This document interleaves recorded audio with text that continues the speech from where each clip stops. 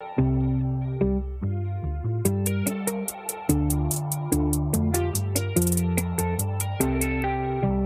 everyone, it's Bayana, Robyn, and Porshèa embarking on a journey through the many fantasy stories written by and about Black people.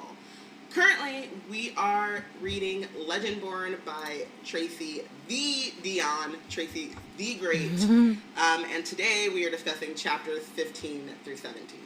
Real quick, previously on Wizard Team, Bree finds herself in the middle of a forest, only Black person for miles, has no idea where she is, but we're here to get oathed. The new pages. I feel like you guys keep skipping over only Black person, and the white folks are in robes. They are in robes. They are in robes and hoods. So they're in robes and hoods, and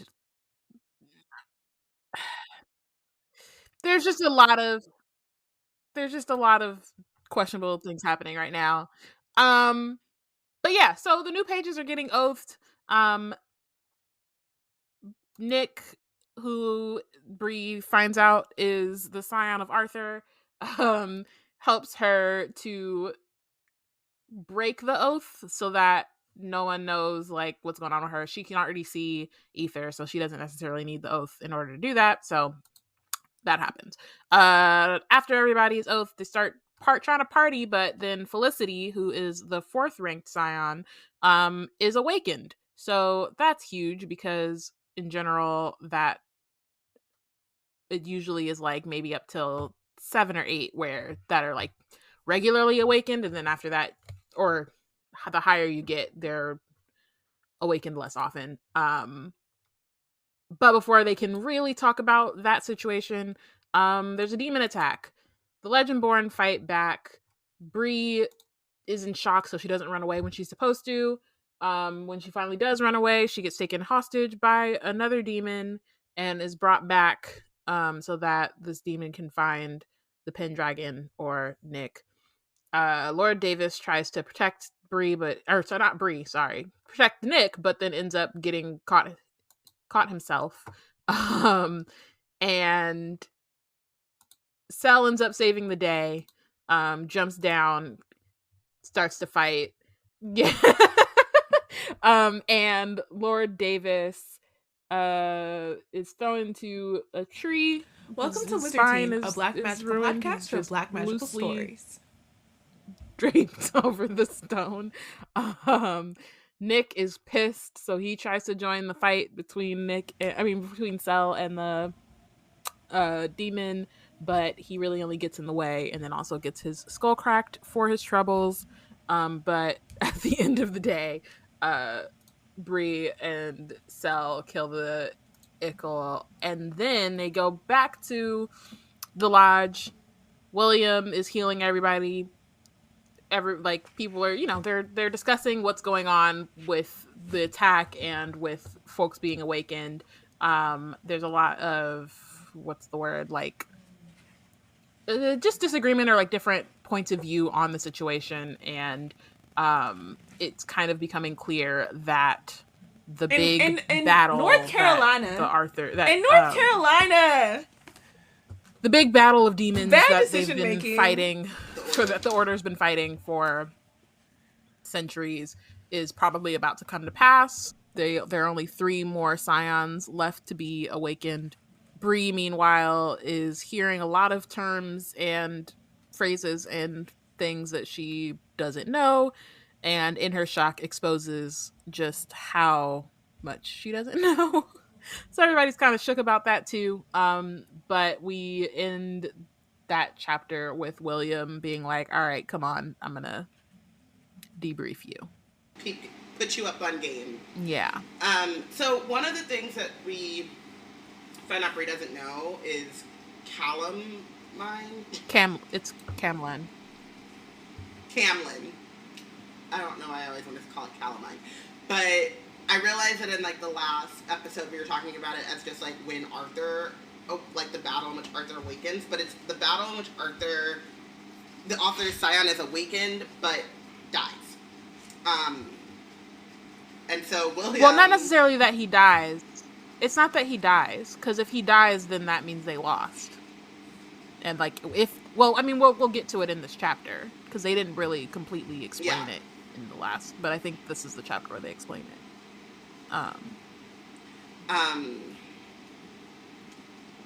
Yeah.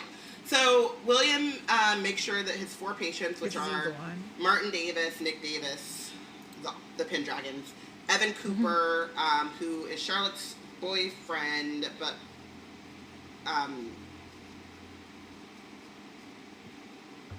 oh, okay, yeah, they're the Lancelots because Bree's a Pendragon. I was like, what? I'm discombobulated. Evan Cooper, who is, we first meet as, oh, you're the girl whose mom died, Charlotte's boyfriend, but is also squire to some... Fitz. And then Tor, who got injured fighting the Hellhounds and Akla Uchel in a different part, off page. They're stable, they're recovering, and then William orders Sarah and Russ to watch over the room and takes Bree out of the room down to a second basement. As they're going into, there's literal layers to this. As they're going down, as William is taking Bree down into the elevator, he asks about her arms, confirming that he knows that she can remember him, and he knows that this is not just some coincidence. He doesn't ask about her arms. He asks about his arms. He says, how are my arms? He asks about his arms. He put work into those to fix them. Bree starts to stumble, what, I don't understand, because this is one of Nick's terms and conditions. It's no one can know that you remember these things. And William says, I'm a healer by inheritance of nature. It really gives me the, when you're watching, police procedurals, or, more often, medical procedurals, and they're listen, I'm not a cop, or I'm not homicide, I don't give a fuck. Just, tell me what I need to know. What I need to know. I don't, and so William's I'm not Sel, don't worry, I didn't bring you here to corner you. I don't know what you're hiding, and frankly, I don't need or want to know. I just want to know how my arms are doing. I just want you to know also, you ain't got to be so tense around me, because I know that you can remember me. I know it. Bree finally really has a moment after kind of relaxing around William to really think oh shit, this is a lot, this is too much. She's worried about Nick, who is concussed, and William is hold that thought, takes her to a bathroom, watches as she pukes her guts out, because she's oh shit, what did I do? The consequences of my actions. And then gives her a handkerchief, makes her some tea, and solidifies why we named him MVP, and makes a good case to get MVP'd again. Basically. Yeah, I mean, I was he might win this book. I don't think he will, just because he's not... I don't remember how much he's in it, but if he was in every single chapter of this book, he would win. I love how it's he clearly knows something's up.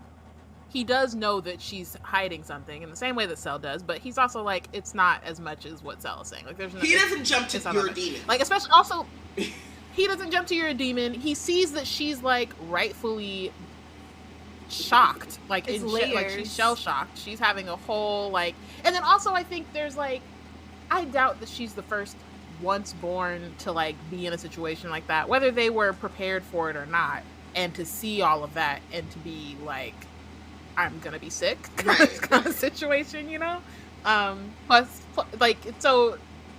he's a healer, but just him being able to be okay, actually that you can have the space to just kind of break down after literally everything that's just happened. It's kind of a lot. And I also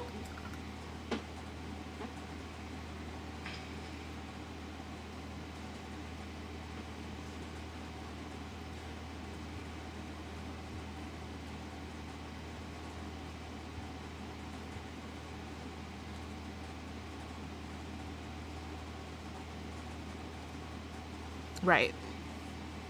Right, and he's doing triage too. He does also heal. You're alive. You can wait until everyone else is stable. Right, exactly. And then I'll get to you. So it does make sense that, like, okay, everyone's stable. Yeah. Now I can treat you.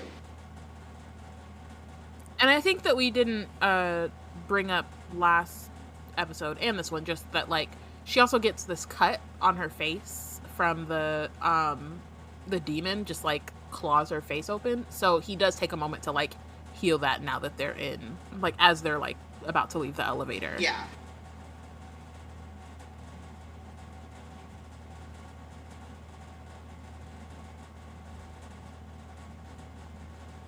Mm-hmm.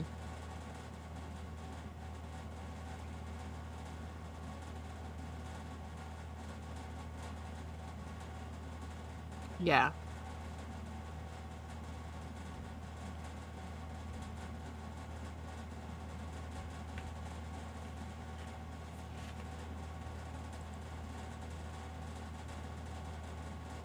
He in it so much. Yeah. Easily.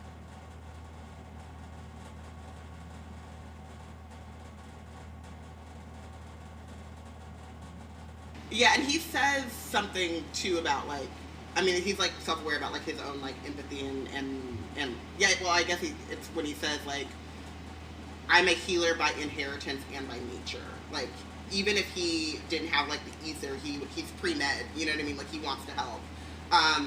One of the things that I think is really interesting about William and Bree in this moment is we don't think about, like, it's something that I think about a lot because most of my major medical expenses are mental health, but, like, how the mental and emotional health does affect the body, and I'm thinking about, like, the fact that as, like, a magical healer, when he heals her arms and when he sees her, he's probably also picking up, like, the broken before Bree, after Bree, and doesn't understand, like, what that is and what's causing that trauma. But trauma does manifest physically, and so if he's able to, like, do a body scan and see, like, what's going on, then, like, whenever he was, like, when he sighs and gets up or whatever, just be like, I'll be the one to, like, give you a tour. I think he was also, like, monitoring her because he knew that she was going to be shocked, and he was, like, watching for also, just in general, he's like, I know it's gonna come. I know it's coming. And you're reckless.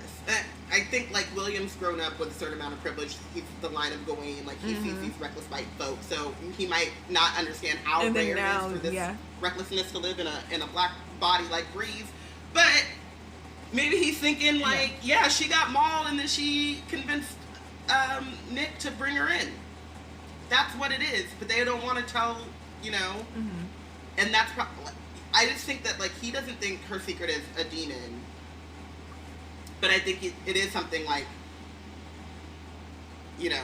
Yeah, I think part of his bedside manner is that also that he knew he needed to heal her already. He was like, because the triage there's something going on with you that made you but also not turn tail and run. But, I think he knew that, like, the true healing power would come through. He takes her into this room full of artifacts and member documents, somewhat safe in the moment because she felt extremely unsafe, and that was what was picking up her panic and her shock and everything. There's a lot of titles. So he's like, the way to heal her is I need time to, like, things we're about to get. Everything can come down and her shaking can come down. So I need to, like, be able to be in a space where I can help her get there.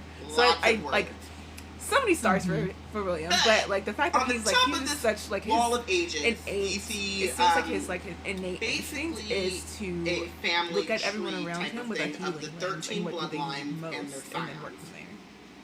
And it says, Ilnak your didididef. That's my Welsh. It literally, this word is... Once again, extending a request to, if we have any Welsh listeners. You speak Welsh. How do you pronounce... This word is spelled... So this is the word I said that was Y-W-R. Your, I guess. But this word, D-D-E-D-D-F, is a practical joke. It's like when you're driving to, like, Vegas and you see Zizek's Road, and Zizek is, like, XXY...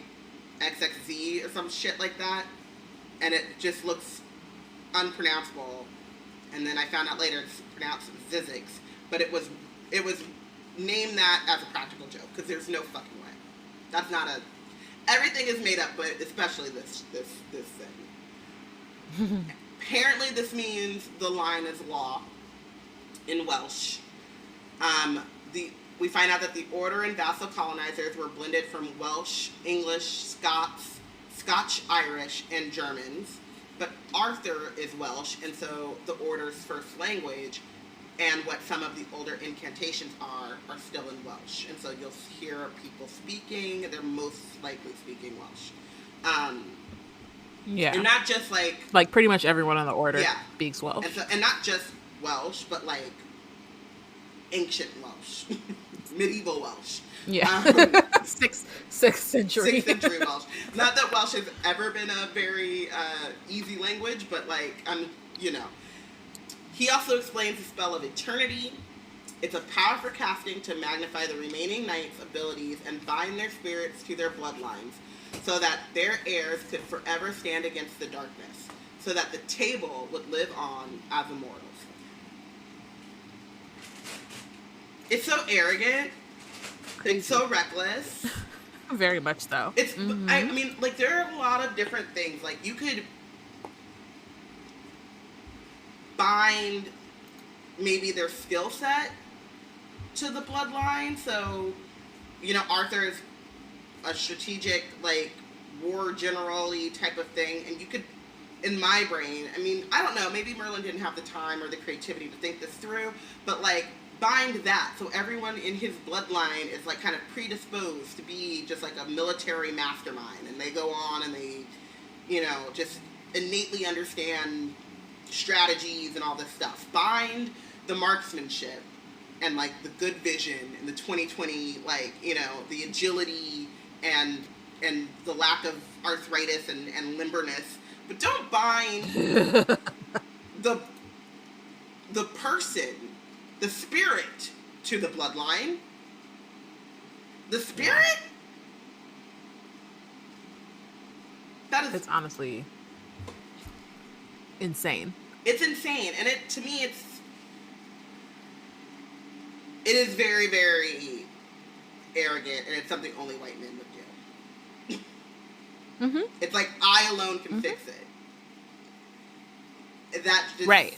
Not like, oh, we can train our folks to have this similar, like, y'all don't have kids? Right. Who could, like, learn, or just anybody who could, like, learn more about this. Like, there are other ways. And obviously they all have kids because that's how they get into their bloodlines. Like, that's how they get exactly. But it's interesting too, though, because it's like, or not interesting, but like, again, like you said, it's so arrogant, and it's like it's like that action at the top of this is what, like, we were talking about last episode about just like the cultish nature of the order and like how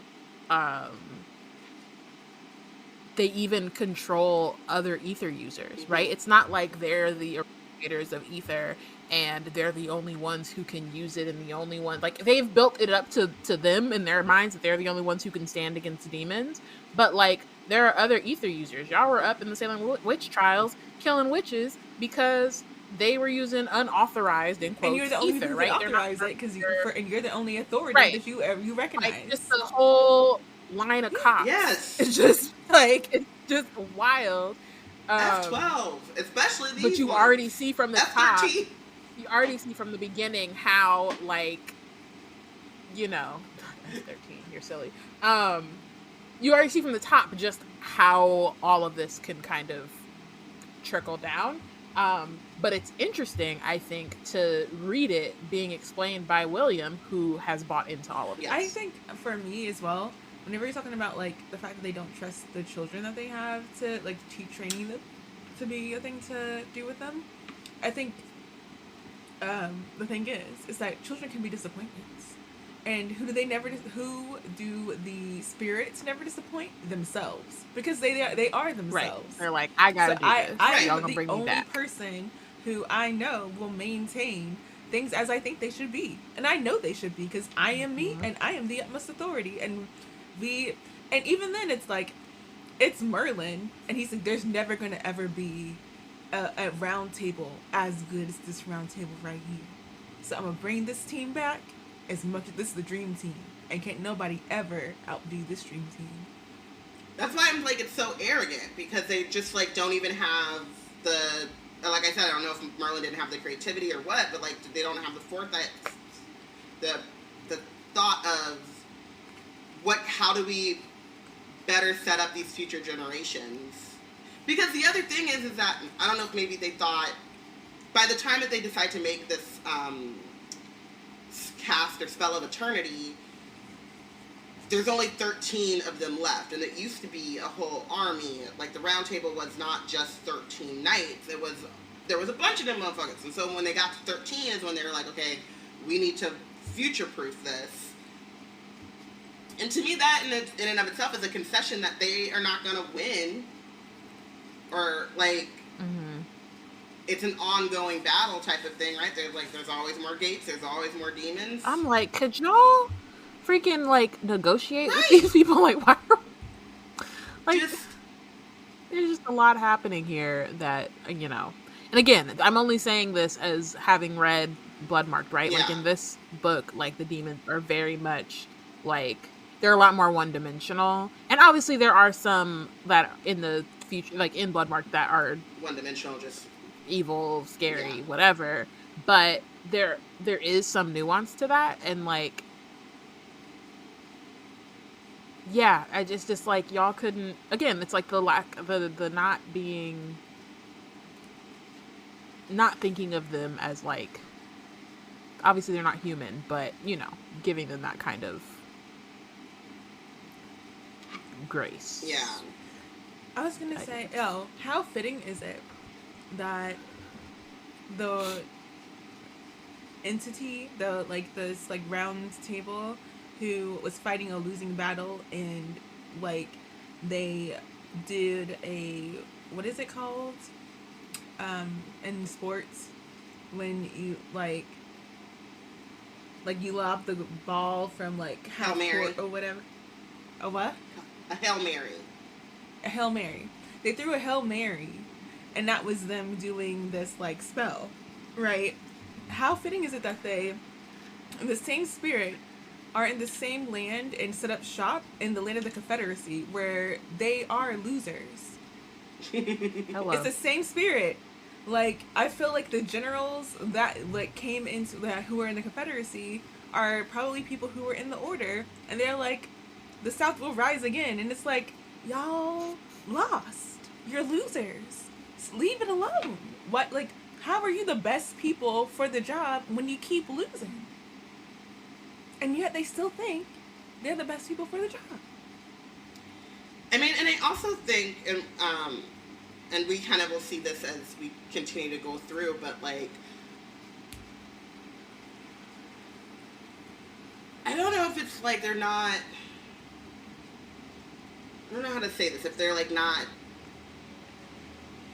raising their children. I don't know the right, like, they're so far kind of removed from their children. Maybe they're, like, in battle or whatever. But this is all tied to bloodlines. I know in Arthur's time, men were minning and raping and pillaging and all that nonsense. So, like,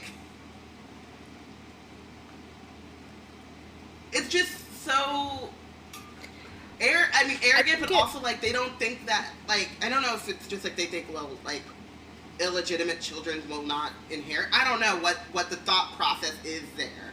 But, like, you did not assume that, like, you were not going, I mean, even when, like, what Porshèa was saying was, like, tying their spirits to it, because only I can make these decisions, and I don't trust my offspring to be, like, they might be failures, or they may not be perfect.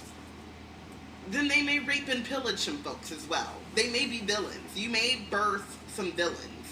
They're not all going to be, not even that y'all are honorable. I mean, Arthur is not. Exactly. Anyway. in his mind, I guess he's a hero, but, like, you're not a good guy. So it just, like, it's just fraught with, there's a lot of holes in this, and it's interesting to hear William telling it, because, like you said, Bayana, like, William's bought in. Like, he has been fed this from birth. He really believes that in the honor of the mission, and there is honor in this mission to a certain degree. And you can have decent intentions and imperfect. Yeah, I mean, I think there are people within this system that, like, you know, as obviously, you know, William is here, Nick is here, even Sel to an extent. Like, there are people that, like, are good people who are, like, caught within the system and believe in its mission and whatever. I think the part of the problem too is that this mission has not changed in, like, 15 centuries or however, you know what I mean? Like, they're still, like, trying to fight the same battle. Nobody has stopped to think, hey, maybe the way we set this up isn't working out. But part of that is because it is working out, right, for these people. Like, at the same time as, like yes, it's flawed, but you got all these vassals who are becoming wealthy, powerful, influential, like, all of these things just on the strength of being affiliated with these people. They've got, like, you know what I mean? Like, the regents, like, all these people have power and want to maintain that power, and sacrifice is tied to that power, but most of that sacrifice is on children who are brainwashed into thinking that this is, like, their birthright. It's what has to happen. There's all, you know what I mean? It's noble sacrifice. And if they happen to escape, especially the higher ranked, if they happen to, like, avoid being awakened, they still have the rest of their lives ahead of them to do whatever, right? Like, so it's the way that it's set up. I feel like Tracy did a really good job of showing, like, both the flaws, and I think in Legendborn specifically showing what we think are the necessity of the order, only to just kind of, like, break that down later. But it's just very, like, nuanced, and also, like, you know, is reflective of a lot of the real systems that we I was just gonna say, like Robyn brought up last episode, and it's, like, it's a clear, like, overlap. The systems thinking behind this, like, it's a class structure, so it's very much tied to capitalism, and it's the same mythos that they've taught in capitalism that is, like, being done here. It's like they are reluctant to give up power. They built the system so that they maintain the power, because this is the system that they know works for them to maintain power. They are not going to go without a fight into any other system that does not maintain or guarantee the systems they put in place that keep them in power. And it's funny because I can't remember if it's North Carolina or South Carolina. It might be both. Where when Reconstruction was happening, there was, like, a primarily, I think it might have been South Carolina, Black Senate. And the issue wasn't that Black people were bad at governing.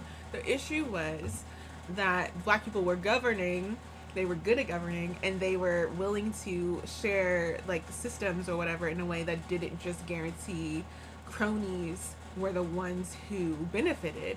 And that repositioned all the people who were wealth brokers in the system, had already drafted a system that maintained their wealth.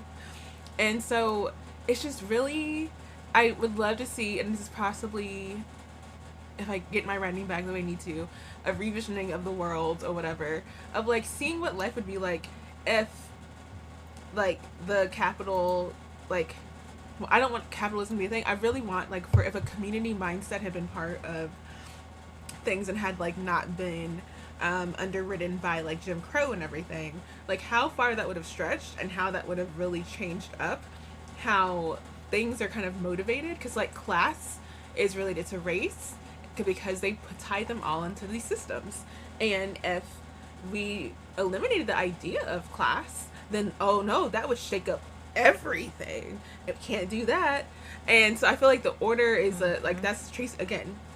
Kudos to Tracy for so much, but also, like, this is, like, it leads, like, when you start having these insights from Fitz to Bree noticing things when William is giving her this, like, explanation, like, you can't help but start having these deeper conversations about, like, but what about the people who aren't benefiting from every single part of this? And why are we dealing with a centuries old order in the first place? Like, what is the I get this Conlan thing, but like, why are we gearing up for that? What is that about? Yeah, I think so. We get more exposition and more explanation from William as we're going through these lines and Scions. It's long. So sorry. I'm glad that happened, or I'm sorry that happened to you. But we're not reading all of it. But what we really find out is that at its most simple, no nuance, there are those outside the line. So anyone that is not a part of the inheritance is a once born. And then those born in the lines of inheritance are Legendborn. And a Scion is only able from the ages of 16 to 22, and more of a descendant. It's more than just a descendant. They're the actual heir and receive enhanced abilities. So he kind of goes into, like, if you're in the line of inheritance and, like, you don't have children or you die early or whatever, then it will go to a sibling or a cousin, right? So there are, like, the ways in which kind of DNA works or whatever. The magic will transfer. And the order tracks that. Yeah. But also it's, they are very, like, meticulous about it. It's also it's also a little bit not, of but a they're eugenics type of thing where it's interesting 100%. to think about, like,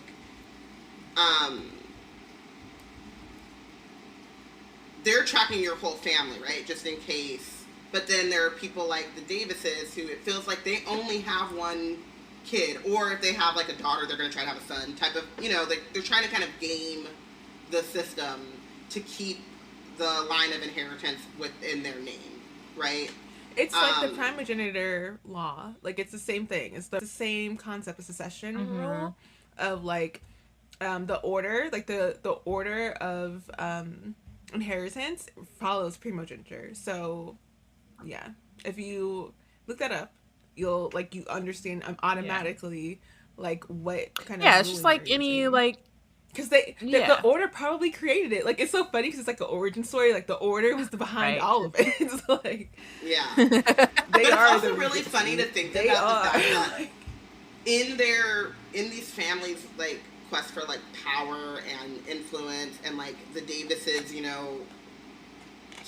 trying to keep the line clean and fresh or whatever, there's, like, a bunch of only children. And you think about, like, birth orders and all of this shit, and all of these only children being told by not just their parents, but this entire structure that they are special. And that's how you get fucking tours. Like, they're not taking care of anyone. Yeah. You get these awful people. Some of them have siblings, because I'm pretty sure some of them have siblings. I'm pretty sure that, spoiler alert, Fitz is gonna die. But I think they mentioned that, like, his brother then becomes, like, awakened like, immediately. But what I'm saying is, like, happens. Ain't that which one of them find out? Because he's one of the lower rung order scions. So it's like that's also possible that's why they keep, like, we gotta have more than siblings, one. Whereas if you're a higher echelon scion, it's horrible. Honestly, like, it's like wild. Like, to hear Will again, having Will explain it as someone who believes in it, I think is good. I think it was a good move, especially because he is so, like, reasonable. But, like, and I think to an extent, again, like, he's like you said, like, he's a healer by nature, right? So, like, he still gets to kind of, like, fulfill his calling in a way.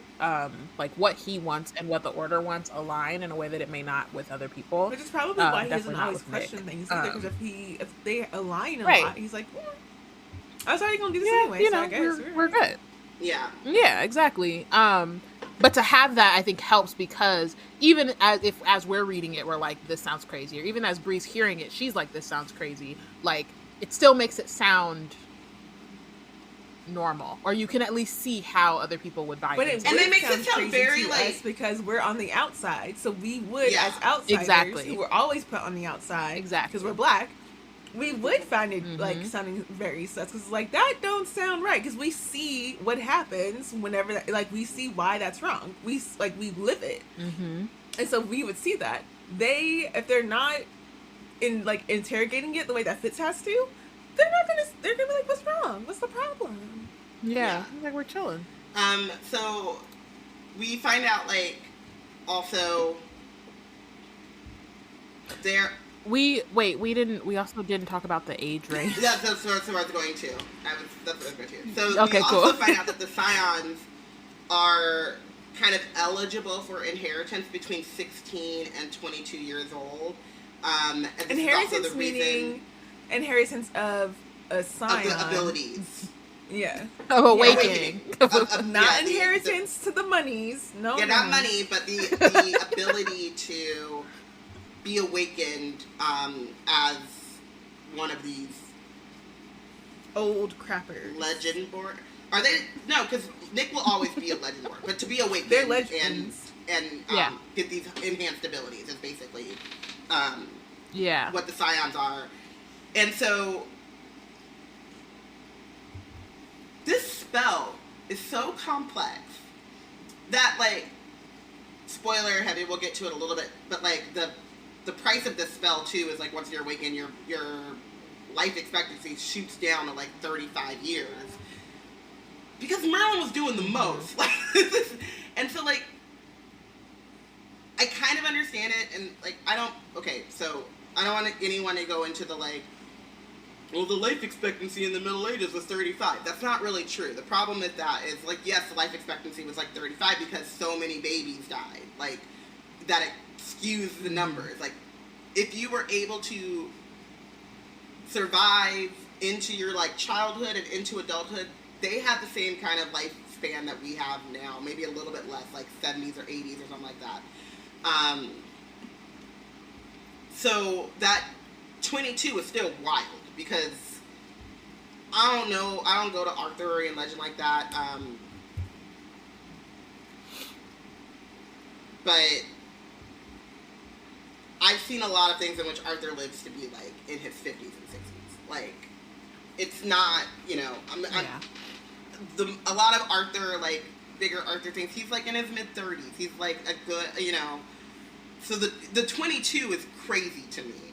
But yeah, like it's one of those things where it's like partially I get it because, you know, this is on a world building in a technical, like behind the scenes type thing. This is a YA novel. Yeah. Like, you're not gonna have this, like, I mean, maybe, but you're gonna have like a 50-year-old scion with like this 16-year-old. Just feels weird. I think it works for, like, again, within this system, and we see like the different levels. There's levels to how fucked up this the order is, and so this is just like another level, another layer to like how this is all just really out of pocket. Like, yeah, and if you think about, for me, they're setting up their.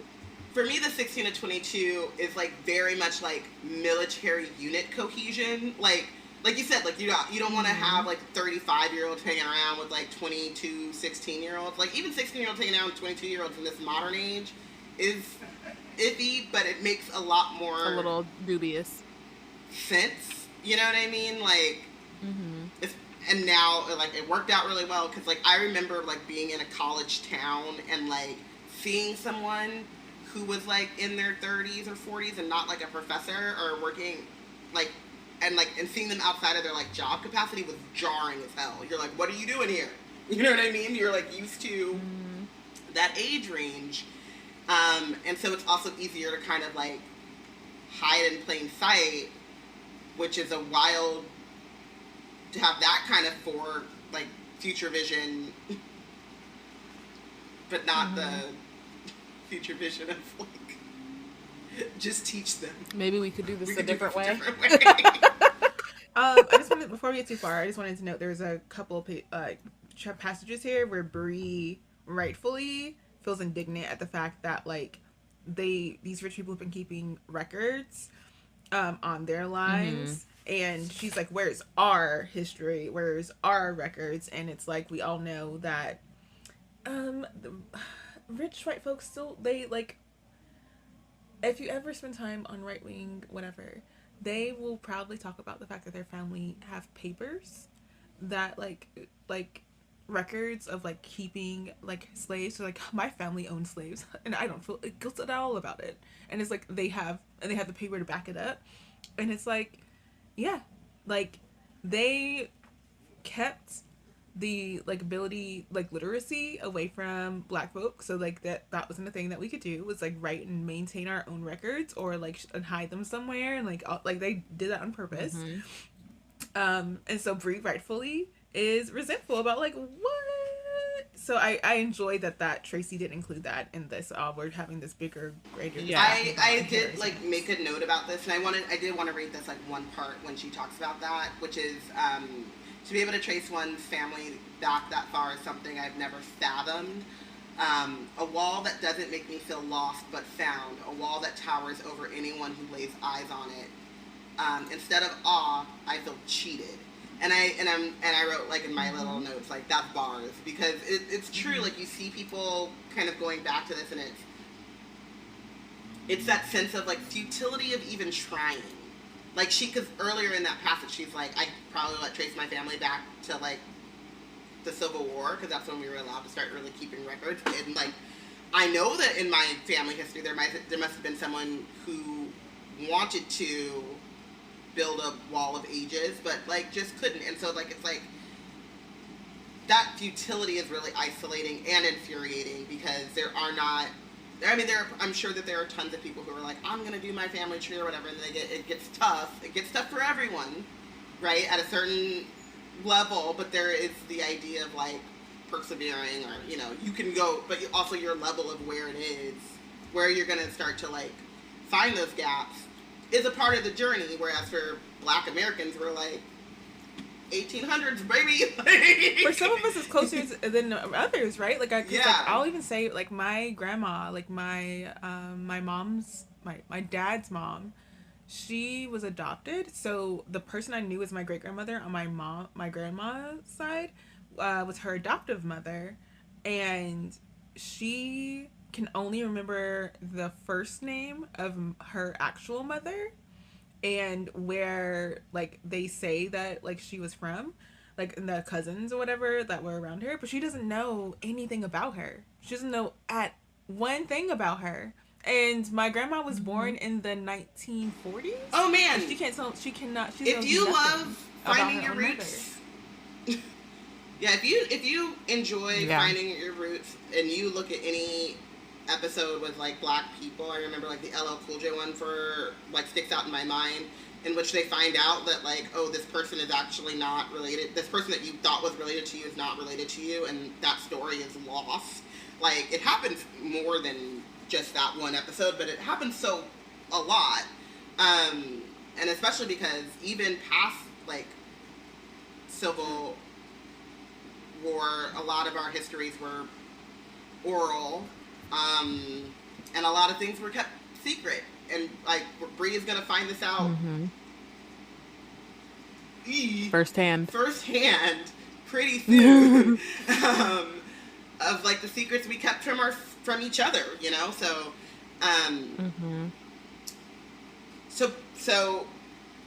it's very interesting that like as you were saying too, like to have William, who is someone who's really bought into this, but also like noble and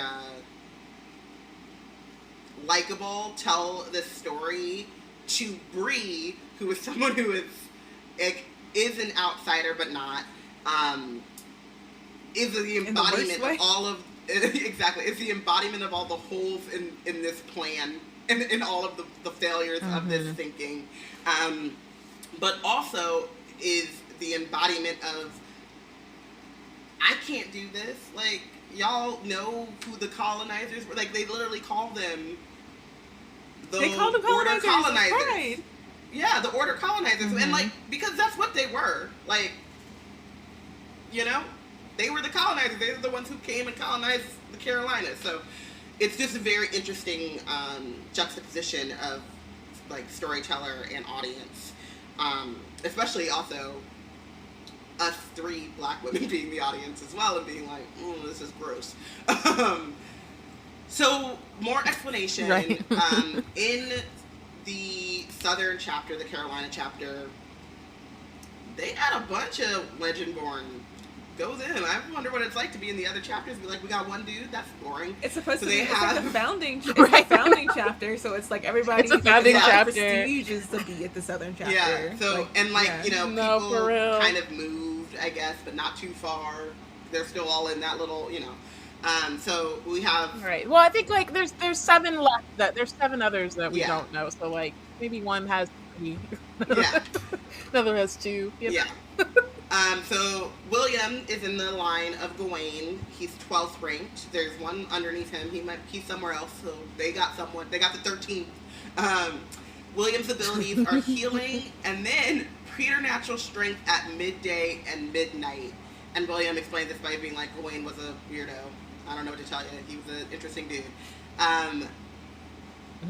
It seems smart-ish if you're thinking about battle, because especially back in those times, they used to like stop for breaks and shit. They'd be fighting and then they'd be like, let's stop for prayers. What? Or food, or to gather the dead. And so if Gawain is the one stopping to gather like the injured and the dead, he's like carrying them. They usually would stop at midday and midnight. That's how I thought about it. But he gains it at that time. Yeah, he has, but I'm saying he's because carrying them, you think? Because he's like probably the one who's like going out to like grab the injured or the dead, and he's carrying all these bodies back. I was thinking you were going to say, like, it's a battle strategy of, like, everyone else is down, he's going in. Like, man. Well, I was just, like, everyone's down, and he is probably the one healing them, but he needs to be able to, in case someone else is like, I'm going in. He can be like, nah, but you thought I was just a doctor, but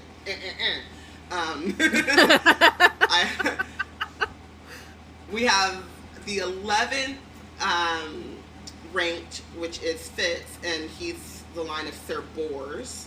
And his enhanced ability is agility. So he can do like matrixy type stuff. Parkour. The 7th ranked is also in the Carolina chapter, and that's Pete. The line of Sir Owen or Owain. They have a lion familiar that they can call. And I'm assuming like also strength, because like, I mean, it's cool that you can call a lion. But like what else? It's giving Andy Dwyer from Parks and Rec. He's like, okay, I went to every country and I got all their lions. And it's like, what are you gonna do with a bunch of lions when you gave them your military? Like, what? Who's going to train these lions? Like, what are they going to do? Also, I'm really curious about the lion familiar and whether it's like made of ether or it's an actual lion. And does it walk around with a lion? And can it roam about on its own, like without you telling it what to do? Like, does it share part of your brain? So you're just like while you're out prowling, it's out prowling, and then you're both like knocking stuff out. We need to know more about Pete. Yeah, we don't get much information except for they can call their lion familiar. I also want to say, like, keep in mind that the Order colonizers were Welsh, English, Scotch-Irish, and German. Well, were the lions? No, let's talk about that for real, because lions are on so much heraldry in medieval, like from medieval to more present time. So like, where did y'all get these like y'all was? They've been colonizing forever. No. Okay. Because I think this is pre-colonization. So y'all was in Africa, or y'all saw lion pelts through the Silk Road, through the trade. Y'all saw them lion pelts, and y'all like, that's a fierce creature that's there. Majestic. That right there needs to be my herald. Put that on a flag. And they like only. I wonder, like, if we could. There has to be some like record of like the first sighting of the first like written sighting of like an octopus, and like when did octopus like start showing up, or squid start showing up on things? Because that would be, that's a fun little time. Like, how, Sway? Like, what were y'all doing? Because they got eels and shit. Yeah, lions are... I think also... like, from Africa, or natural habitat is Africa, and like a little bit of Asia, like Middle Eastern Asia, that little, but it's Africa. Like, how are you getting a lion familiar? I had questions. Yeah, I mean... Also, I don't know if it was mentioned, like, the squires, once they bond, they get the same ability. Yes. So it's the So now there's 2 lions on the battlefield if Pete gets a squire. And Pete is or is it one? Or is it the lion? I have so many questions. It says lion familiar, so I assume that they each have their own distinct lion familiar. They each get their own. Imagine though that it's just like a cat. It's both cool and I just like want to know more. Like I'm like I need the how. Where's Pete? The how. That's the one, sir. Oh wait, like you talking about Gawain being a weirdo? Sir Owen or Owain is right up there with you. Cause what? I'm saying I put it in there. I'm also assuming that they get some strength. Them and their lions are just tussling with folk and. Okay. Lamorak. I'm guessing they use the lions to go for the more creature-like demons. Like those are the ones that go for like the incels, like when the easels pop up and they pop up as like a animal or something. Like it's like a dire wolf, and they're like the lion, stick the lion on him, and then the lion goes and tracks him out. You know what I mean? Yeah. We can only assume because Tracy does not tell us, but Tracy. I heard a rumor that you listen to Wizard Team. Hey girl, hey! Can you please shed some light? These episodes are long, and she definitely has some writing and public appearance deadline. So possibly not this part of the episode, but maybe a snippet will come out, and we'll. I don't think she's listening because use a snippet. This is also, I doubt she's listening. But I mean, when she gets we can ask her when we get her on the podcast. We can ask her what's up. We gotta note that down somewhere. What's up with the lion?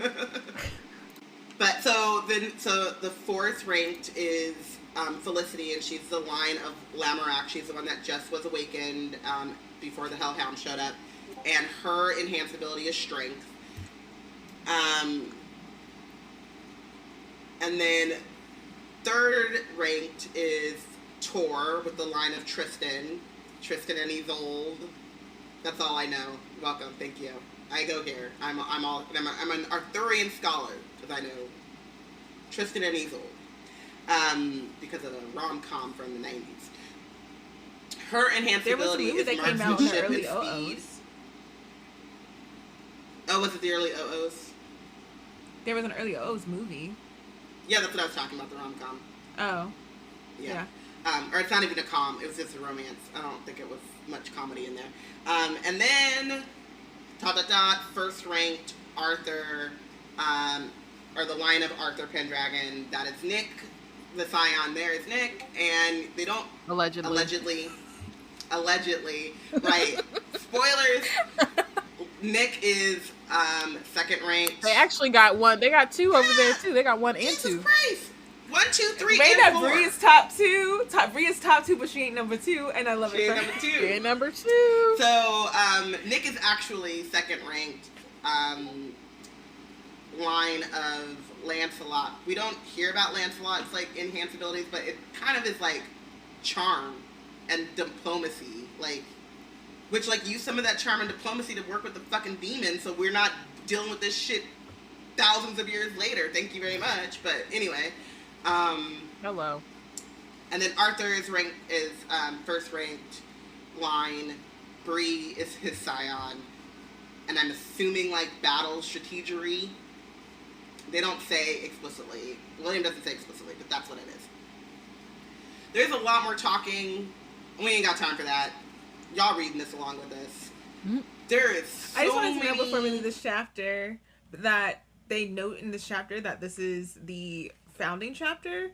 Carolina was partially built. This school was partly built as an excuse to gather and train the eligible scions, and so it makes sense that these 18-year-olds are bossing around their local cops because they wouldn't have a job if it weren't for the order and these 18-year-olds around here. Yeah, and then early college, which we also found out earlier, but like is explicitly said in this explanation. So the order built UNC as a training ground, but also a convenient reason why all these children are here. and to make some money because, you know, capitalism going to capital, and exclusion and what am I trying to say? Influence going to influence, all that stuff, you know. But then the early college is also a part of this now because they need a reason for 16-year-olds to be here too. And so they established that in like the 80s or something, I think he said, or the 70s. But so that's also why Bree's able to get here at 16. And then Bree is like taking all of this in. It's a lot to take in. And she thinks about the awakened and the lower ranks being on the front lines. William says, this is before they get to Camlin, but he says, the scion in each bloodline of the 9 potential eligible descendants in the line behind them begin training as soon as they can walk. We know the risk and prepare for them as best we can. And then Bree is like, but this doesn't seem fair to the lower ranked because you guys are awakened all the time. He also said something like, under normal circumstances, the order works just fine without an awakened king. That's what the regents are for. They kind of take place of the king in that structure. Lower rank scions like myself are awakened frequently, and we are generally strong enough to keep the demons at bay. If you age out or expire, the next eligible scion can be called in your place, and the cycle continues. So the expiring is expire is crazy. Turn 23 as a phrase or as a term. And they're William knows he's wrong for retirement. So Bree is like, nah, man, okay, so I heard all of this that you just said, and Fitz was making points upstairs. And right. William says, don't think like that, that's dishonorable. Immortality has a price. In the end, there is evil in the world, and we are the ones equipped to fight it. But you are not immortal, William. Gawain is. You are the price. Right. Gawain is not sacrificing. Gawain died on the battle that one time, and now gets the ability to pop back up whenever they want to. Yeah, and I don't think that William believes that he's like. I think that William understands that he's the price, but he's accepted it as the price he's willing to pay. But it's not something that you ever got a choice in. That's the thing that's like it's the most disgusting to me. Is like. Kind of all you can do is accept it. Even with Nick and being like, I renounce this title, I don't want anything to do with y'all, like, you can say that and that's cute, but you actually can't renounce the magic in your blood. And Bree will find out about this with the blood crafting as well. It's like, you've taken this choice from these children. Like, I can't say, actually, no, you can go on and give it to the next heir. You know what I mean? Or like, why is there not a ceremony in which all of the potential heirs of the line? That's why they raise them this way, right? That's why from the moment they can walk, they're like, all right, you're about to train to fight demons, and this is what you were put on this earth for, and this, you know what I mean? Like, it's like the way that they talk to them from a very young age. Like, of course, William at 22 is like, yeah, this is what it is. Or 20, sorry, is like, this is what it is, because this is what I've been taught since I was like 3. This is all that I've known in my life, so I'm not gonna. Why would I can't even imagine something that. You know what I mean? Or right, and I don't know. And again, like we talked about this maybe last episode or a couple episodes ago about Nick, and like he likely was similar until his mom got in the crosshairs, and then suddenly he has. You know, you get that moment where you're like, oh. This is actually not something that I want to do, or it's not something that I actually rock with. But like you said, like there's not much that can happen that you can do. A lot, even like renouncing your title, is very symbolic because once Arthur calls, he called on you. You're within the right. You're within the age range, like. Yeah. I also think it's very interesting to like. So, he explains what Camlin is, and it's named that way because it's the final battle where Arthur fell, and if Arthur dies while awakened by Shadowborn, if Arthur dies by Shadowborn blood while awakened, this is magic and all of its rules, the Legendborn lines will be broken forever. And so that, it's like Ragnarok, like you said earlier. I forgot who said that, but it's like Ragnarok. And the thing that I find really interesting about this is that, like, the last time Arthur was called was 1775 during the Revolutionary War, and William says that basically the Order didn't cause the Revolutionary War, or like the demons didn't cause the Revolutionary War, but like those kinds of things have a way of like enhancing each other. So there's a lot of like political strife and whatever, and then the demons come and take advantage of that chaos, and then that chaos kind of descends, and now you're in war.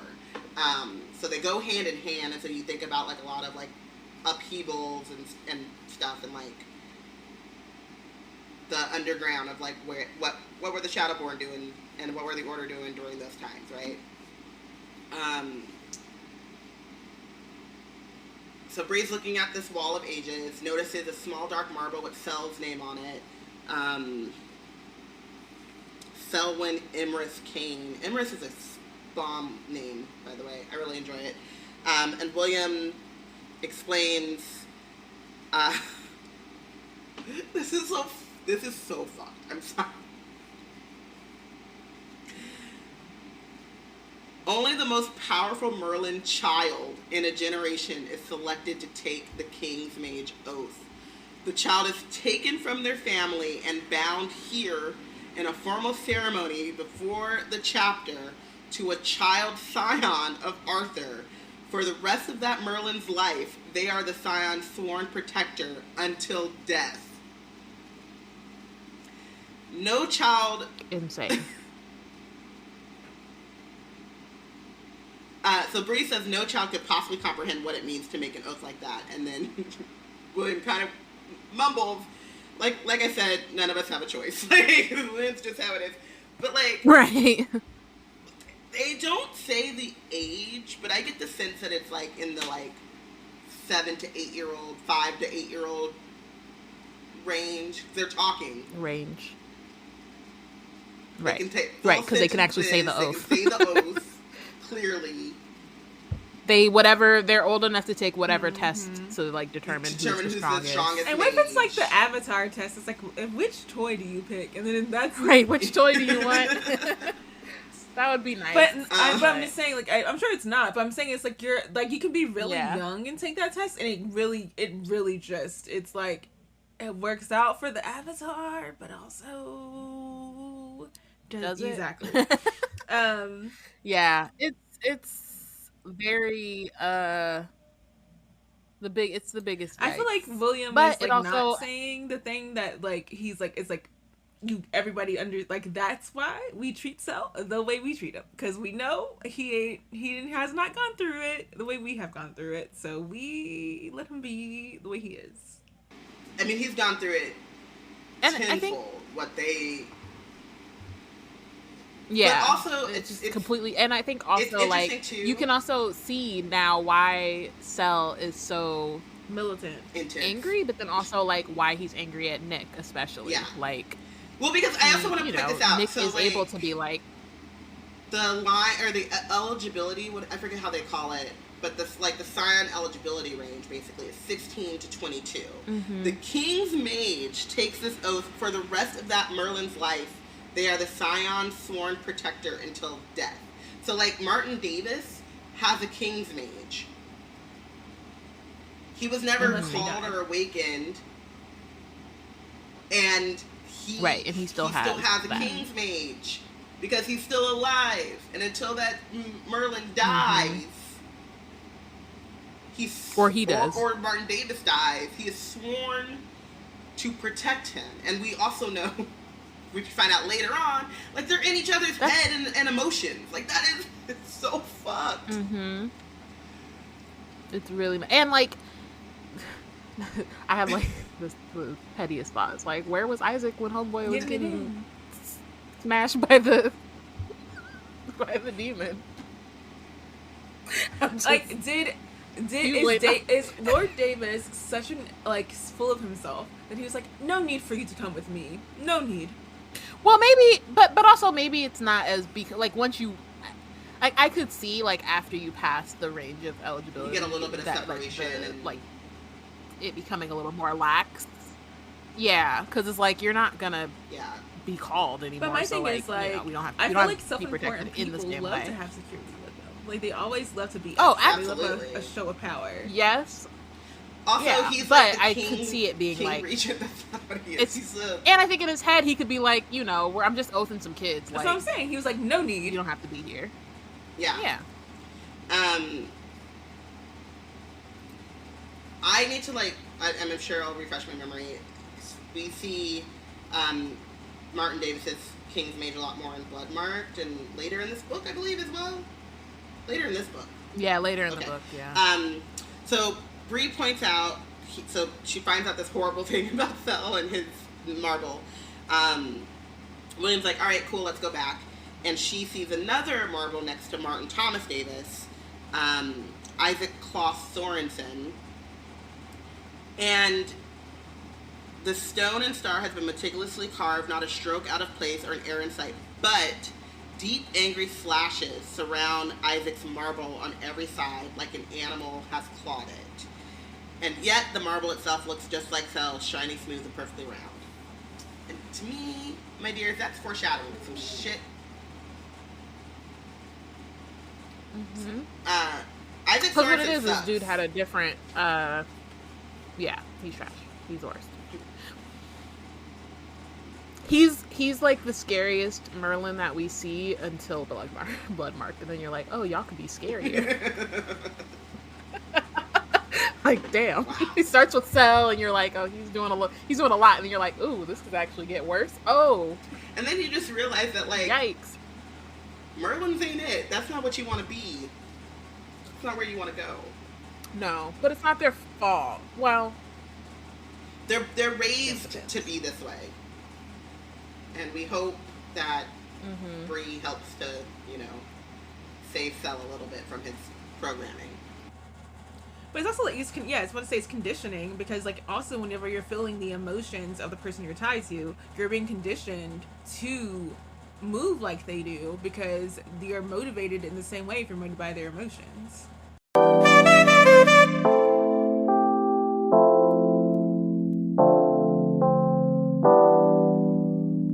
Here on Wizard Team, it's no surprise that we love books. We also love supporting the independent bookstores.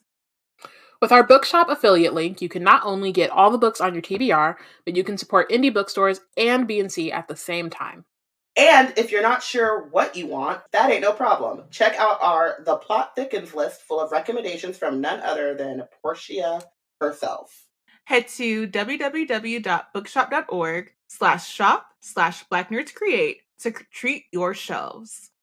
Treat your shelves! Oh, that's nice. That's clever. Oh my goodness. That's clever.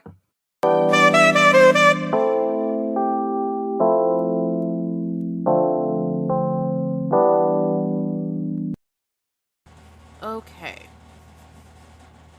Chapter 16.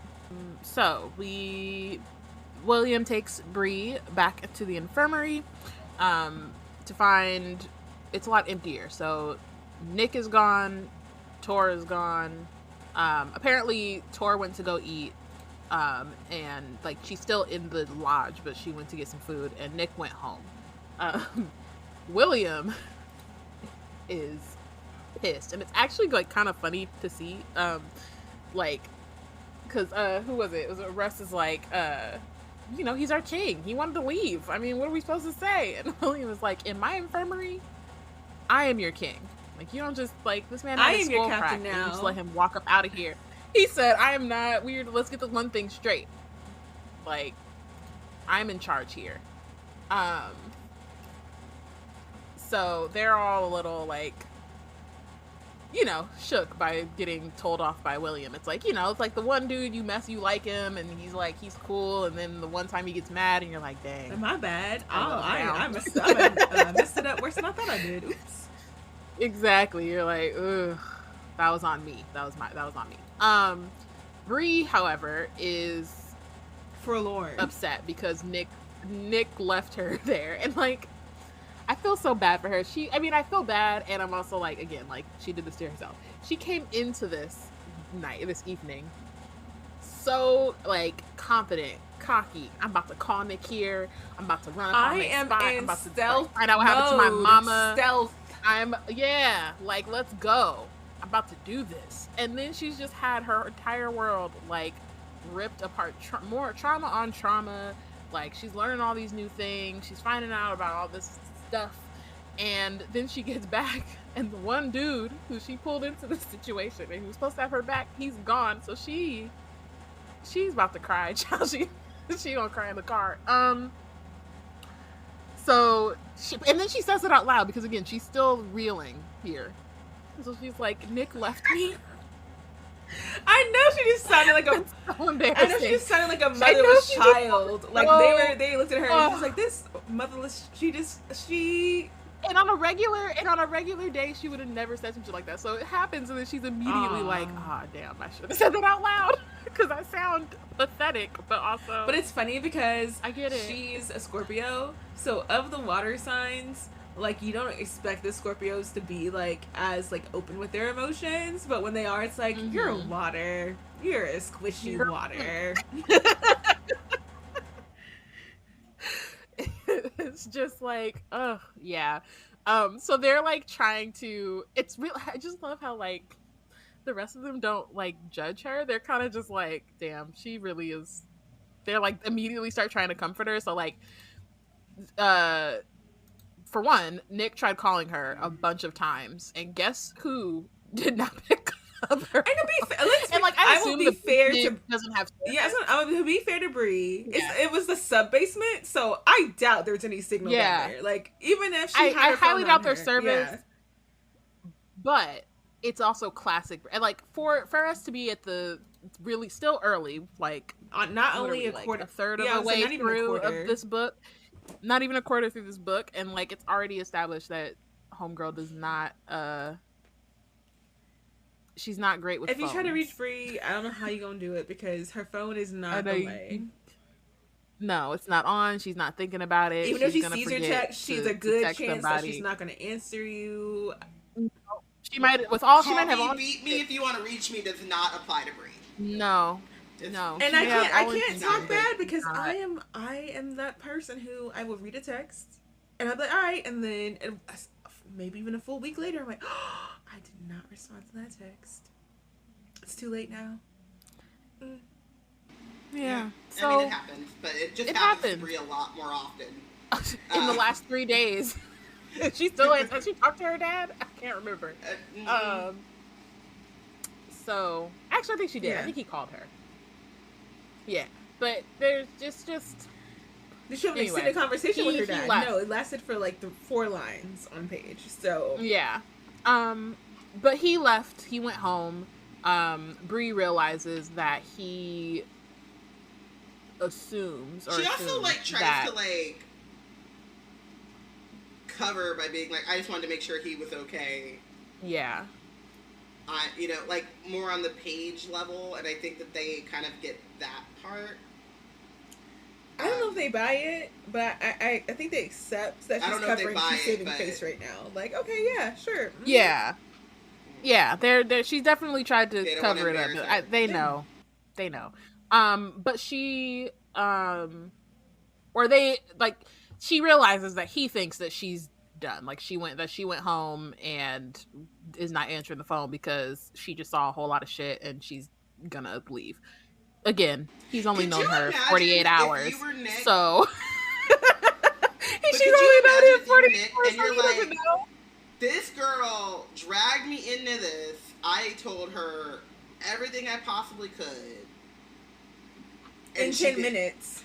I mean, I think he would be like, I mean, fair, because, like, shit. Yeah, no, it seems like, it doesn't seem like he's upset about it. It seems like he gets it. Or at least thinks he does, because, again, he thinks he knows. He does not know Bree, so he doesn't know that she's ready for tomorrow. Like, she's still upset, but she's not backing down.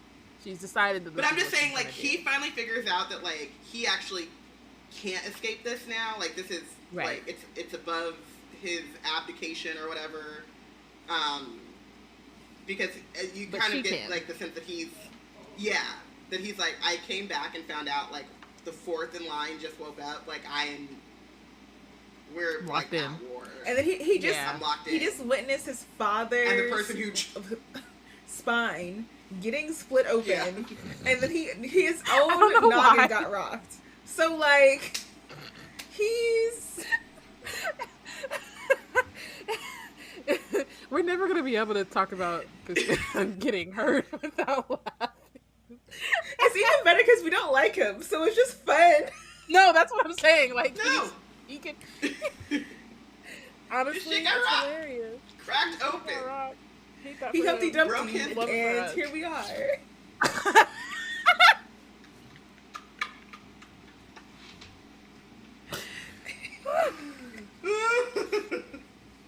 Oh my god.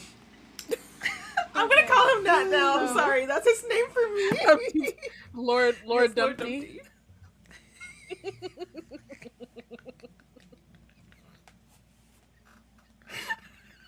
Oh no. Oh my gosh, my eyes are stinging. Wow. So, all right. So they, oh, all right, cool. Sorry. I'm back. So Sarah offers to take Bree back to the dorms. She's like, at this point, you might as well go home. So she learns more about the order, I guess, like from, I would say more of a personal standpoint. Like at this point, she's kind of heard different perspectives. She's heard Nick's a little bit. They got Fitz, William, and now Sarah, who kind of talks more from the standpoint of like just like how she got into this, right? Like her mom's side, they're vassals. Her father is Venezuelan, and had to join the order in order for them to get married. Like they're like not. It's no joke over here. They're like, oh, if you want to get married to this person, oh, they have to swear an oath. You can't just like. There's no like secrecy that they can like keep between. They're like, no, you just got to be in on this, and you have to swear not to do nothing. But Sarah is white passing, which is obviously a different experience from what Bree has dealt with in the last 3 days.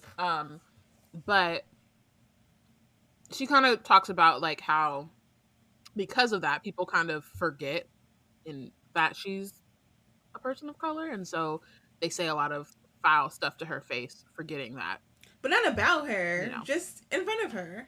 Not about her, just in front of her. And she kind of talks about like the moments where she feels like she should speak up and the moments she kind of lets it slide. Which I think is also like a thing that we do sometimes too, right? Like it's not like, or, you know, as people who are not white passing, I mean, like there are moments where you decide like, is it worth it for me to give this energy to this thing, right? In this moment. But at the same time, it is a privilege for her to not have to. Right, but you can also just make it clear, you know what I mean? That like you don't accept hearing that in front of, like even a white person can be like, I don't accept hearing that crap. Absolutely. And I think that she, or at least it feels like she does but again, to an extent. And also I think there's like the line is different. For me, I think. And there's an exhaustion in that too. But I'm saying the line is also different in terms of like, if I'm visible, like visibly of color, and someone says something racist to me, whether it's like to me specifically or about some, you know what I mean? Like, there's a different line than like, oh, I'm white passing. They either forgot or are pretending to have forgotten that I am not white. I think the line of where you feel like you can or where you feel like you have to say something is probably different. I guess. I get that. What I'm saying is, like, you can, no matter what, you can set boundaries and be like, I'm not, like, don't say that around me. Like, I actively won't be part of this conversation. Like, I will leave. But, yeah. I, like, my thinking is that since we know Tor is racist number 1 in, like, this age category, and that's her scion, I feel like what she's actually saying is that she can't get away from Tor. She can't just like walk off from Tor and make conversation because they're often in battle. So, but not just the Scion. That's her girlfriend. Yes, and she chose that, and that's why I'm not banging with Sarah like that either. Because I'd be like, girl, no, you're making this choice on a lot of different levels, and I get that you're trying to commiserate with me, but also you're not about that life. So, I will say that. Like, I think that like Sarah, she's very comfortable, very sweet. She's nice. She's like, in this situation, like, it's good that she's here, and we'll see too when like Cell shows up. Like, she does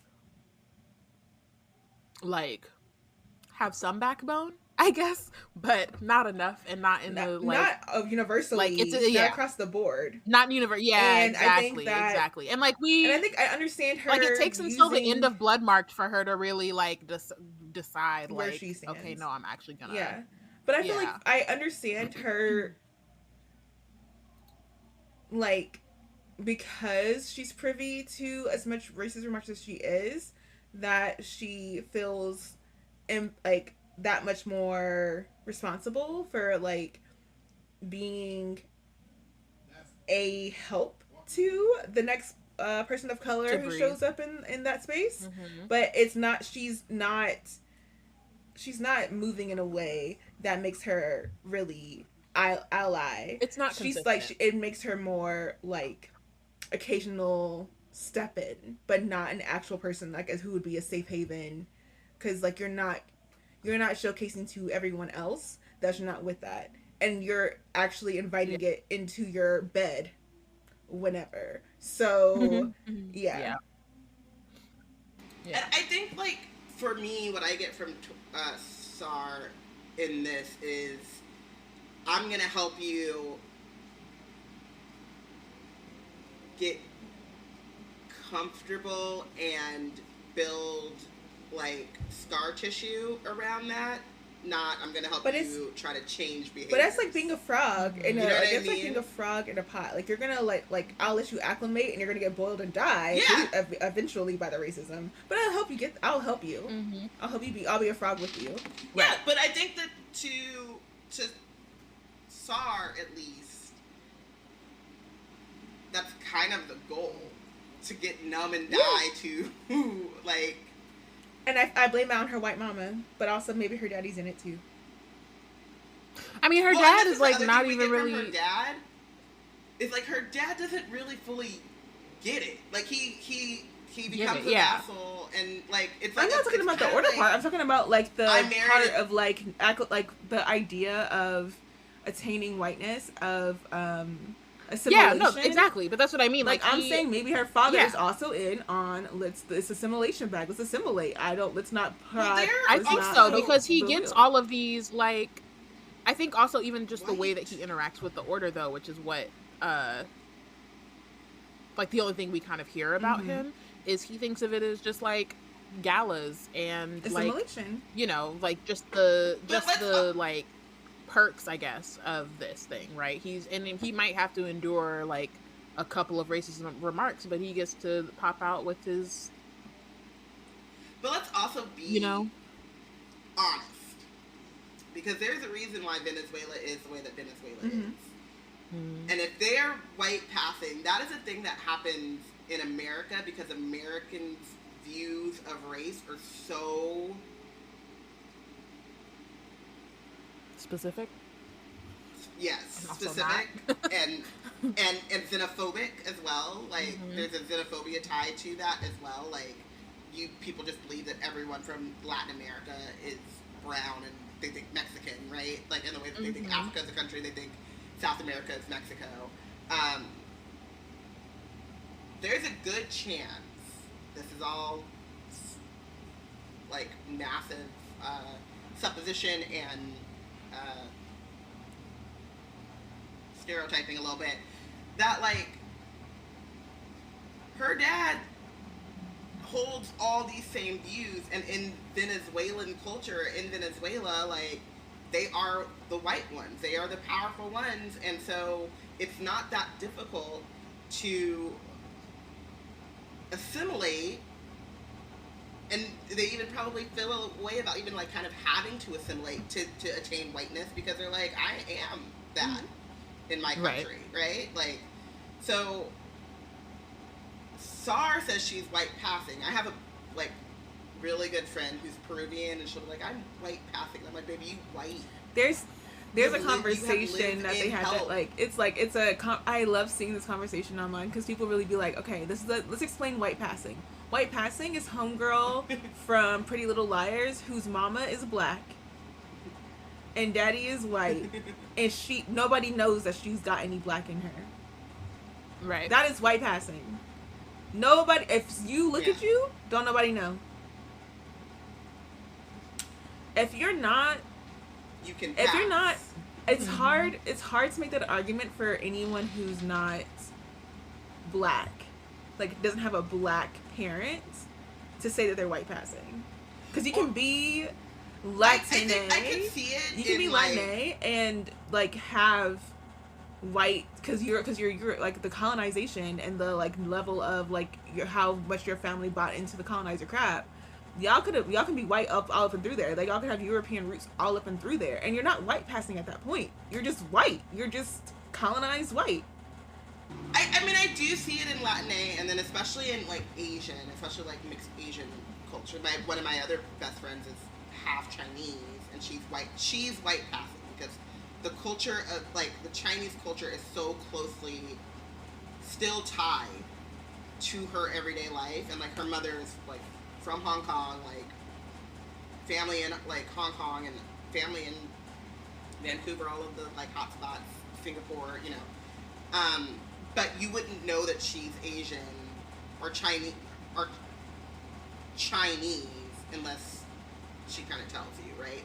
And then there are moments in which I'm like, girl, are you? Like, but which culture are you really? Who are you representing on a regular basis? But I do think that there is a level of that, like, kind of almost, like, third culture kid that does and can exist in those spaces. Like my really good friend who's Peruvian, and she's like, I'm white passing. I'm like, in Peru, y'all are the oppressive class. Like, your grandmother, your family, when you go to Peru, when you go home to Peru, you're not going home to a mother who is live-in help. You're going home to the place where they have the live-in help, where you have a driver and servants, right? So like, it's not the same. It's not the same. There could be in Venezuela, like, you know, also in Venezuela, there's like rampant colorism. Any of the countries, if it's been colonized, there's rampant colorism there. Yeah.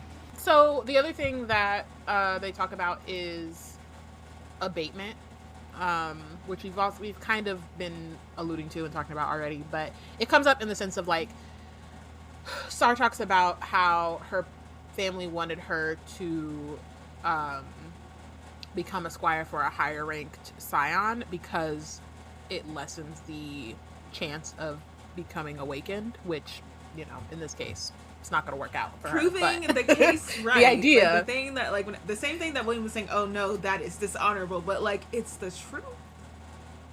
But also I think it's dishonorable except for the fact that like it depends. Who does it dishonor? It dishonored the cow? No. But I'm saying that like I think that the perspective is slightly different in that like Fitz and William don't have a choice, right? Like they are the scions. So Evan had a choice. He decided he wanted to squire for Fitz, right? Like he made that decision knowing what that would mean, knowing he would be awakened and all that kind of stuff.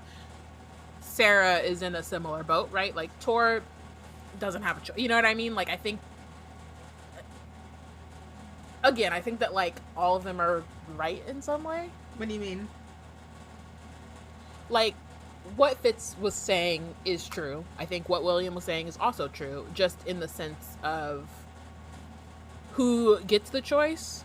But also, I mean, it's true within this like really fucked up system, right? Like it doesn't have to be true, but I think that within how this thing is set up. My question is, who is the like, honor how for Fitz says it in the scenario that William was talking about is dishonor. Like, what is the thing that's being dishonored? I think what he's saying is that, like, that there is no honor in saying that it's wrong. Well, what he's saying is the fight. You know what I mean? He's saying we do this to be. This is a sacrifice. In his mind, like, they were put on Earth to fight these demons. So, whether you're 11th ranked or 1st ranked, you're here and you're part of the order to fight. Like, the sacrifice is not lessened because you have a higher chance of being awakened or a lesser chance of being awakened. I think that's. But to call it out is dishonorable. Kind of. No. To think about it in terms of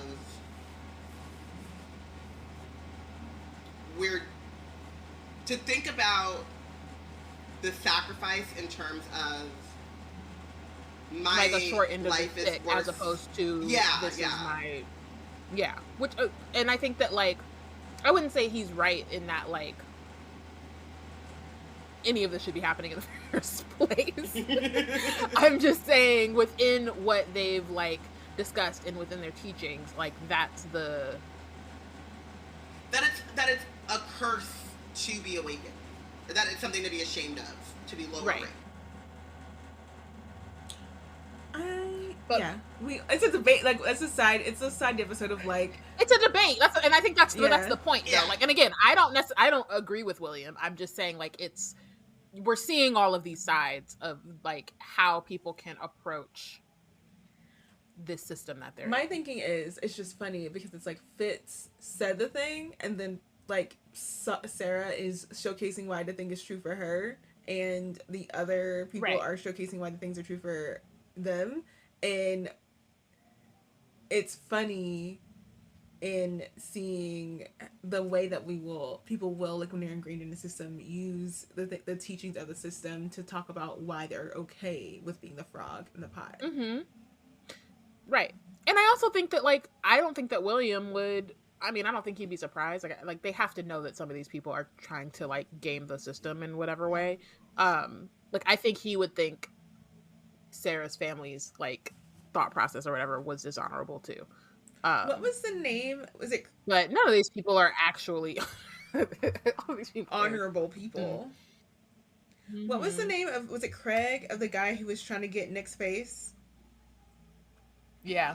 Like, to me, is Craig, like, was Craig trying to get in the system? Is he trying to? I'm gonna go up to the one who's the least likely. Like, I've been trying to get in, but I'm gonna try to go to the one that's least likely. I think it's that, but I think it's a mixture. I think it's that of, like, least likely to be chosen and the, like, prestige. It's a mix. Like, if you're the squire of Arthur, like, and you're never gonna get called, but you're gonna get all the enrichments, and you get all the perks.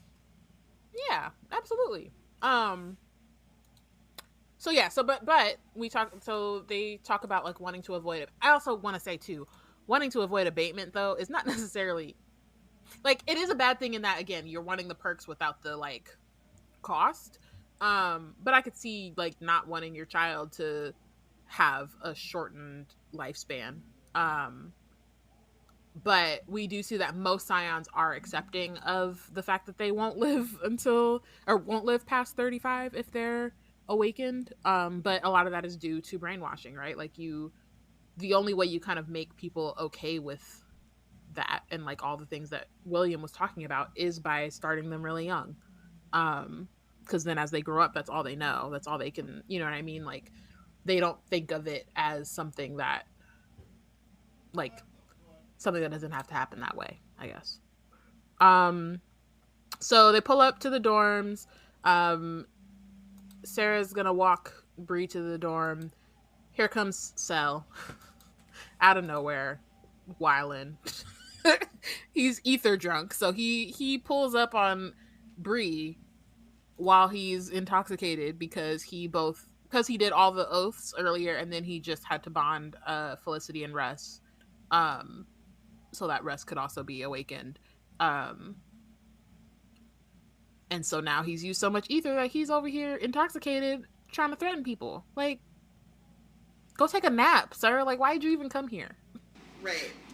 You could have threatened her in the morning. Like, he only has one gear, and that gear is always 100. 100. It doesn't matter. It's always there's 100. No other cylinder. Yeah, I do appreciate like Sar, like she literally puts herself between Bree and Cell and is like, no, you're not gonna do this. You need to go. Like, she's like, you're gonna get in the car, I'm gonna take you home, but you're not gonna be like pushing up on Bree like this. Cell does. I also like that, like, she's like, sir, Tiny. go hope you're drunk. No, just like, you're drunk, and then Cell's like, I'm not drunk, like, and you're like, clearly. And then she like pushes him or something, and just to be like, right. Oh yeah, Cell growls at her and she growls back. It's like a Pomeranian versus a Doberman, and like, what are you doing? Literally. What are we doing? She's like, we're not about to do this. But again, we see like the way that these folks interact with each other and with Cell, and just like, what are the like, you know, there's Russ who's like, Dan can't talk behind his back, and there's Sarah who's like, bro, if you don't go sit, I'm gonna take you home. But also, it's always the little girls who are always the one who are the most feisty. Like the short women are always the like. Why are you so feisty? She's like, I'll fight you right now. I don't care. I know I'm not even awakened yet. I'll beat your ass right now. So this is like something that I was thinking, like, okay, so this happens every year. Not the Hellhound showing up and stuff. I guess the Awakening is really what tipped him over the edge, but like every year. Yeah, it's just the Awakening. The oath, so he has to give itself. The oath, he was a little tipsy. Yeah. I mean, he had like that moment of he was a little buzzed. Enough to, like, fight. He was buzzed, and then the Awakening sent him over the edge. She was like, oh. Yeah. Just kind of, okay, yeah. I'm done. And I think it probably takes a lot more, like, even just comparatively. Yeah. It takes a lot more. But also that raises the question of, do they have these, like, King's Mages kind of, like, doped up so that, like, it's an addiction to an extent or whatever, so it speeds up the progression of that whole, like, mental health issue, like, thing that they would like to bring up with them. You know what I mean? It's like you're, like, addicting them to the thing that stimulates them, like, on, you know, like, the ether. I don't think so, because it seems like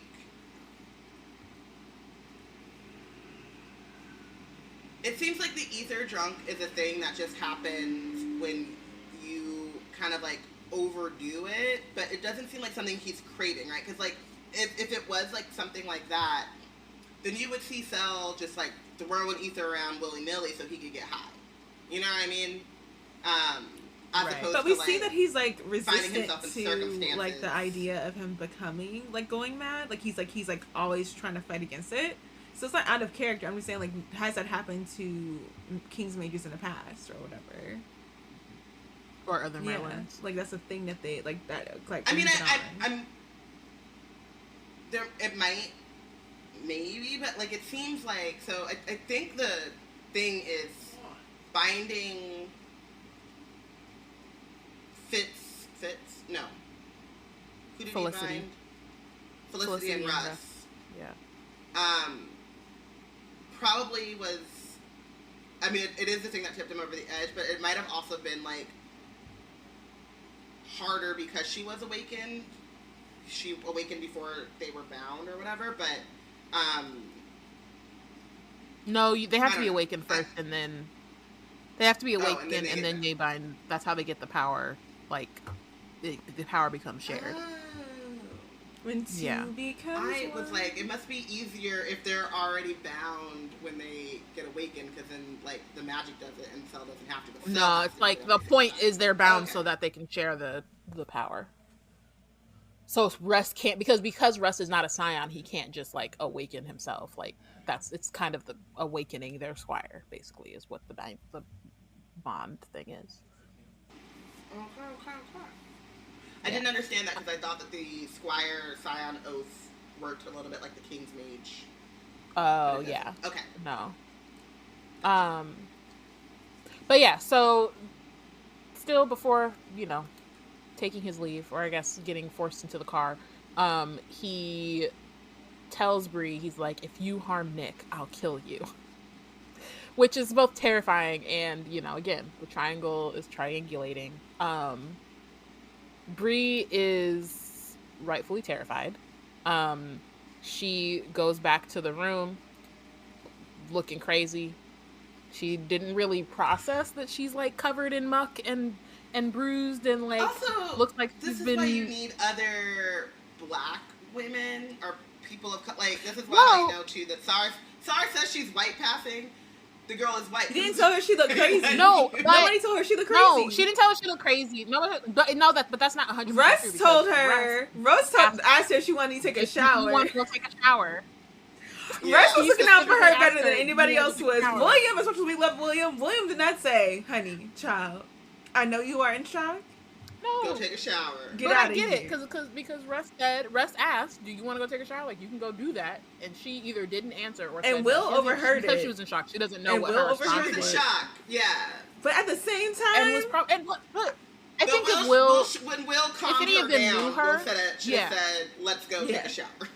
Right. But also, like, it's like, she doesn't know any of these people, right? So, like, if they knew her, they might have been able to kind of coax her into it. But because they don't know her and she was like, either not, or also, she made some weird noise and then, like, you know what I mean? Like, who knows what she responded with.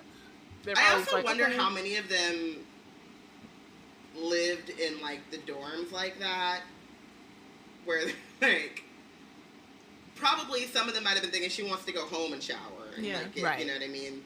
But, like, how many of them are like, oh, to go home and shower is to go into them gross-ass dorms that are just open showered, literally. The things we I gotta walk past 20, 30 people. Mm-hmm. It's not that I'm just like shower shoes, right? It's not that I'm just gonna go into my like private apartment or, you know, my whatever and be able to like and live with the people who also know what's up and know that the muck in my hair is from a demon. You know what I mean? Like I wonder what the what it's like for the legend or the order members who live in the lodge. Well, not the ones that live in the lodge, but like, I guess there aren't that many freshmen that would have the site once year pages or something, because like, and I'm taking this from my own college experience. You're like freshman year, you live in the dorms, but there are certain dorms too that are like reserved for like, or that like, you know, I spent extra money and I got a single dorm room, right? But I still have to use those gross ass showers. But there are certain, like, there are, like, co-ed dorm, or not co-ed, but, like, different dorm kind of setups where you could, like, pay a little bit more and you have your own private shower and that or private bathroom and stuff like that. So I'm wondering what they think she's going home to do. You know what I mean? Like, if I was a freshman in a dorm and I had my own private shower, I'd be like, yeah, I want to go home. All my stuff is there. That's where I want to get cleaned up. Right. So... yeah. Anyway, so she gets back in the room. Alice is there. Alice is finally concerned. That's what I thought when I read this. And, like, after this, she actually gets fine. Alice is, you know, after this. But in the lead up, it took Bree coming home looking like she got dragged through the muck and dirt. Which she did. She did. For Alice to be like, oh shit, what, like, are you okay? What's happening? Like, I'm gonna help you, talk to me, whatever. And it's like, y'all should have that. We should have. Bree was not giving that before. We could have been that way this morning, and then maybe she could have let you know where she was, but. The girl needs air tags. Like, I don't matter. She can tell you where she is, and then 5 minutes later, she's gonna be, share the location. She's going to be, she's not gonna have her phone on her. She's not, so you gotta put a tag on her. I'm like, that's word to Burna Boy and Stormzy. You gotta put a tag That's on Dave, her. not Stormzy. Or Dave, one of them. I don't know. It's definitely Burna Boy. That's chapter 16. I feel bad. I mean, I don't feel bad, but again, like, now we've gotten Bree from, it's just the full arc of this day, I think is really what it is. She woke up this morning feeling confident. She said, I'm about to go confront Nick. I'm about to get this stuff. I took the science test. I got it. Pulling up to the lodge. We're only a few hours removed from easy peasy. Literally. Like 2-3 hours removed. One day, child. She has not gone to sleep yet. And then we're gonna get to this where the day has yet. So it's not done. We're in chapter 17, and it's like the moments after she gets in the door, and Alice helps ask her like what's going on. So you can tell that. Look, they're from a small town, and even if they weren't from a small town, I just feel like everyone, whenever you're from a small town, they tell you the big bad world, like, you gotta be worried about everything. And I'm sure she's seen plenty of Lifetime specials, so she's thinking the worst when she sees the state of Bree. And you can tell what she's thinking as she questions Bree. And so I call this Alice being the friend in need to Bree being the friend in need. Though I will say, because I said this when she just like got on Bree, that she should have been thinking that earlier too. When she just showed up, when she stayed out all night and some random dude told her that she got drunk. Yes. You should have been questioning it then as well. So. That's what I'm saying. Like, that should have been when you were like, I think, but she was in her judgmental zone in there. But I just feel like, I think she was concerned the whole time. I just think that she reacted differently to the different vestiges of it. And again, nobody here. Bree now looks like they need a psychology course. Of what happens. They need they need to figure out how to interact with these, because like no one knows that, like, you know what I mean. And you do your best, but your best ain't good when you don't know. Yeah, and she's actually, like, Bree now looks the stereotype of, like, assault. Because she actually looks, when most of the time you can't tell outwardly. It's not violent. No. Or even if it is violent, you may not always know if it was violent or not. You're not going to have, like... It's not a big Sims bubble that says assault on top of their head. So, yes. Bree is on the other side of the door. Her mouth opens and closes like a fish. She wants to lie to Alice about the question, like, what happened to you? But she has no words to explain. She's still in shock. She cannot. So, horror dawns on Alice's face. Did someone do this to you? Bree shakes her head. No one did this to me. No one human, at least. Alice says, you can tell me if something happened. And she grabs both of Bree's hands, and tears start welling up behind her glasses. I'll believe you. And Bree starts thinking about like her connection with Alice and how long she's known her and what they've been through. And so she starts breaking down and crying. She starts the sob that she's been holding back since the woods finally burst out. And Alice is like, I can call someone, the cops. And Bree starts yelling, no. And again, this is the trauma that racism puts on you will have you, like, you know the systems aren't there for you. And so whenever Alice says the campus cops, she automatically flashes to Norris and then the dean. So she can't go to the avenues under which she would sense for justice, because they're not going to look for justice for her. They've already infringed upon her and victimized her. So that is not like the avenue. I mean, generally that's not the avenue. Deans will look for the college over. They will look, like, we know this, but at the same time, the people that she has as representative of those systems, they've already victimized her. But there's also the added part of, like, especially Norris, that's the cop, right? Like, he is he's part of the order, so he, like, if the order finds out she's just telling people what happened, then it's wraps. And also she wants to go back, so there's that too. But definitely what you're saying, like, that's, I think, the in Bree's specific case, it's like there's it's definitely the both demon of it all. But I also think that it's interesting that Alice is like, I'll believe you. When I feel like if you were my best friend, you would have believed me from jump 2 days ago. But also that I don't think she's saying that. I think she's saying that, like, she's like, I know my actions recently might make you think I may not believe you, but no matter what, I'm gonna like, even if Bree had said that the day before, she would have believed her. But she just, like, in this moment, she's like, you need to hear me tell you that I'll believe you.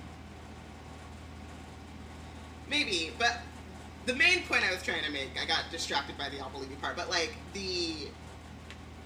like Alice was with her with Officer Norris, and Alice was with her for the majority of it with the Dean, and yet Alice's only recourse or only thought process is like, should we call the cops?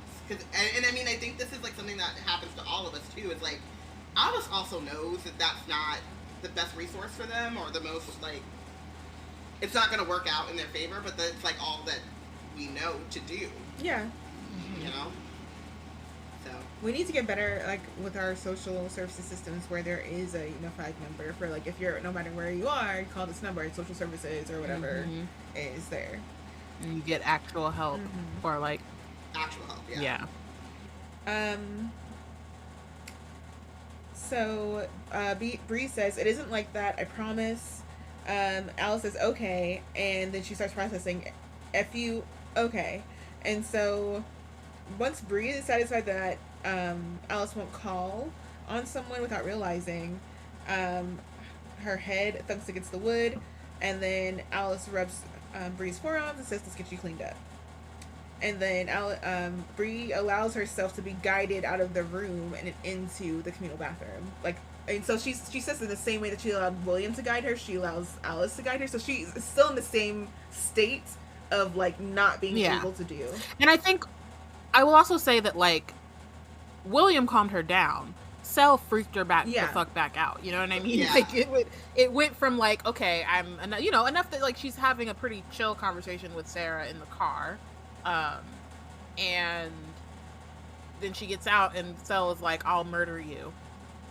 And I want to bring up, you know that I will.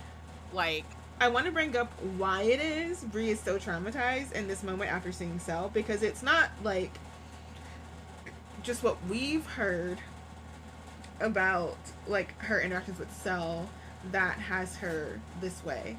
It's the fact that Cell, like, she saw Cell rip up the body of the Eichel in the woods.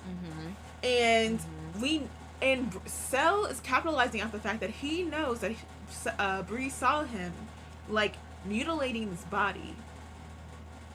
And so, dismembering this body. So whenever he says, you know I can kill you, right? Like, he knows that he's invoking in her mind, like, him literally dismembering a body.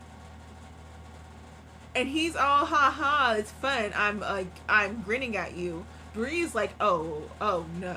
Like, murder. Like, he's a murderer. He will murder. I mean, I don't think he was joking.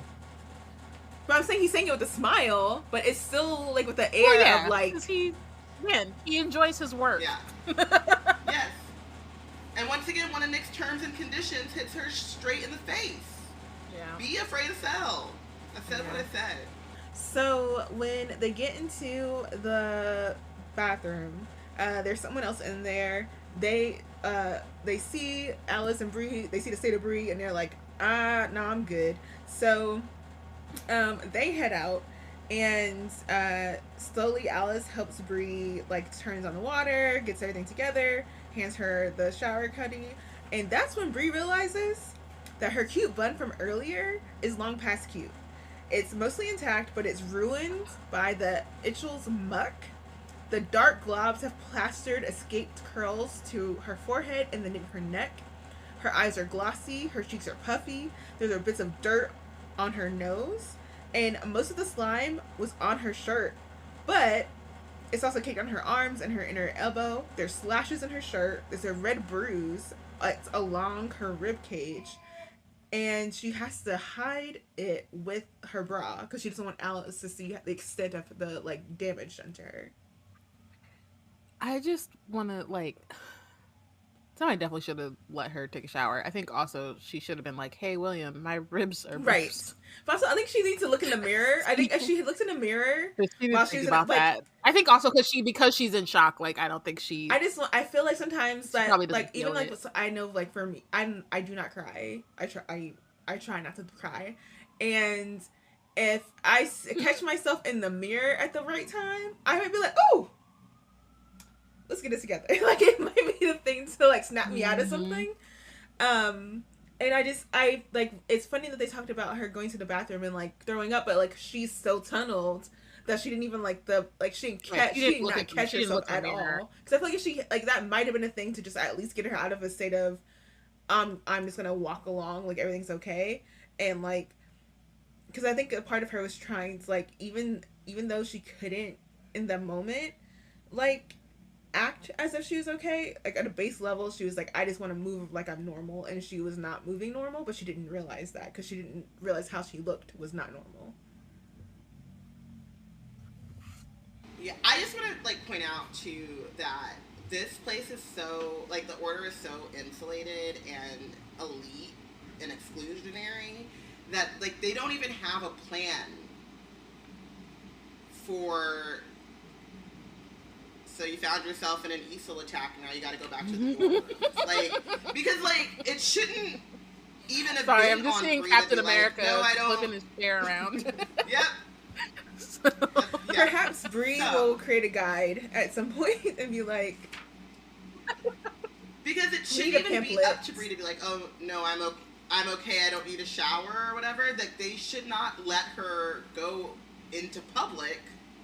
Like Sarah, her whole being Sarah just, had her walking on questions. Campus. Who knows who's on that campus ground in the quad, and just walking beside her, looking all normal in her regular outfit, and here's Bree looking a whole like, what are you doing?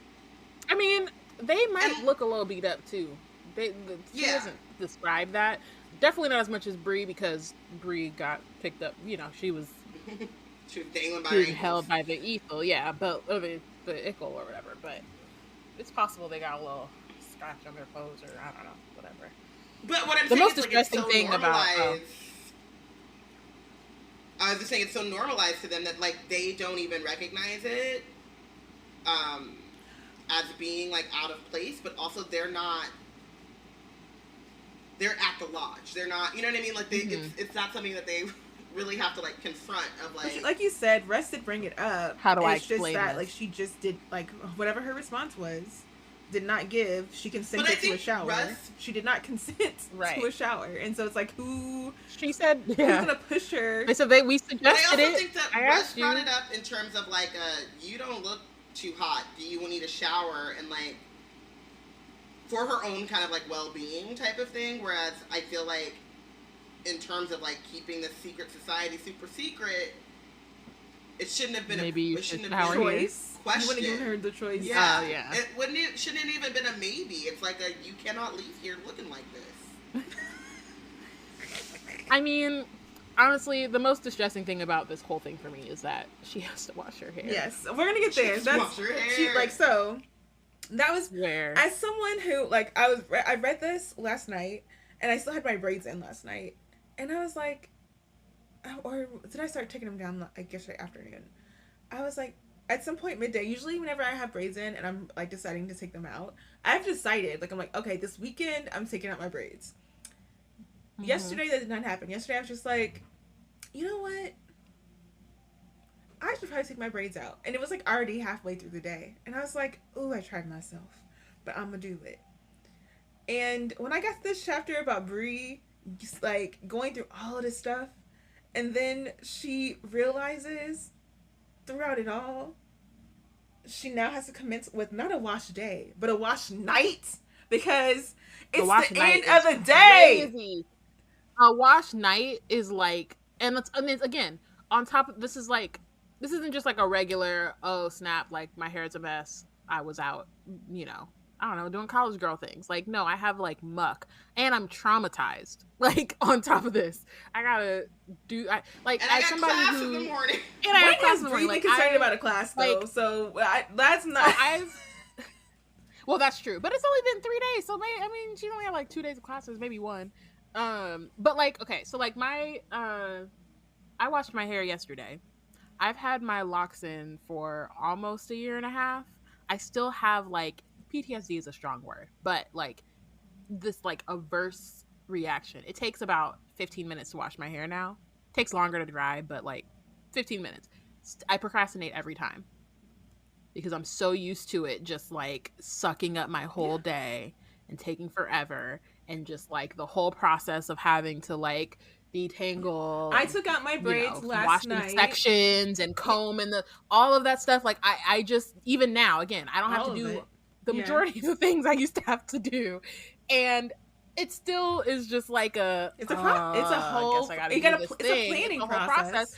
And like, exactly. And so like the fact that she has to do this impromptu, and she like she has to get in there, like she cannot just do it. This isn't a co-wash moment. This isn't took my braids out. I'm like, my head is dirty. I'm like, it's late. Like by the time I got my braids like all the way out of my hair, it was like nearly 2:00 in the morning.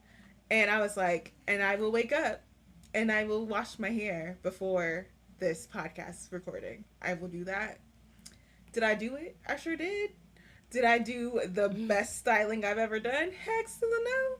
I said I'm going to slap me some twisting here, and that's just going to have to be it. This will work. It'll do. Because it's just like, it's so much. And the fact that she has to do this with bruised ribs and trauma and just having been homegirl is with her, in like, here. Her life threatened. She was like, I remember one time, this is not the same.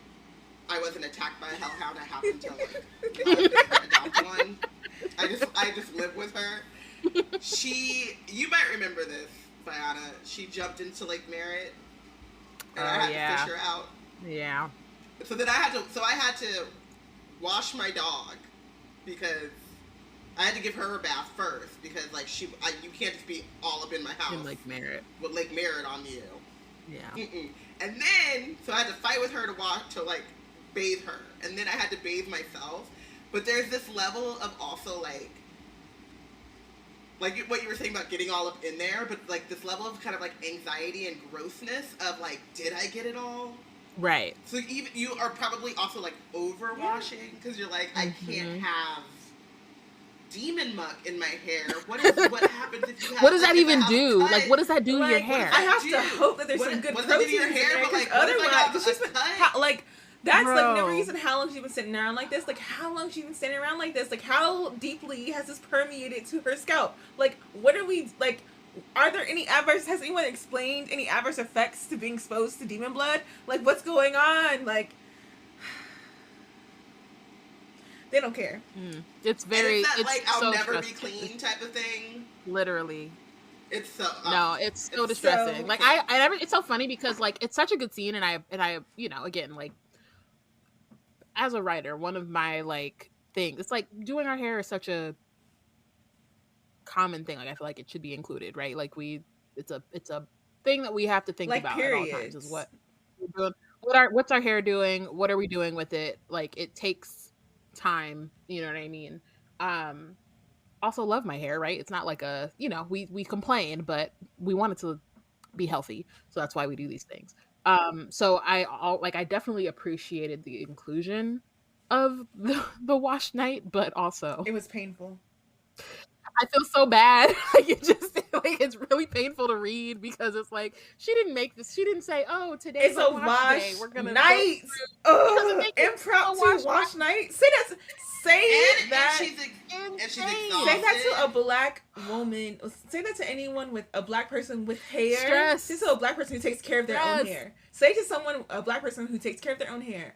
Impromptu wash night. What is that? That is trauma. No. That is anxiety.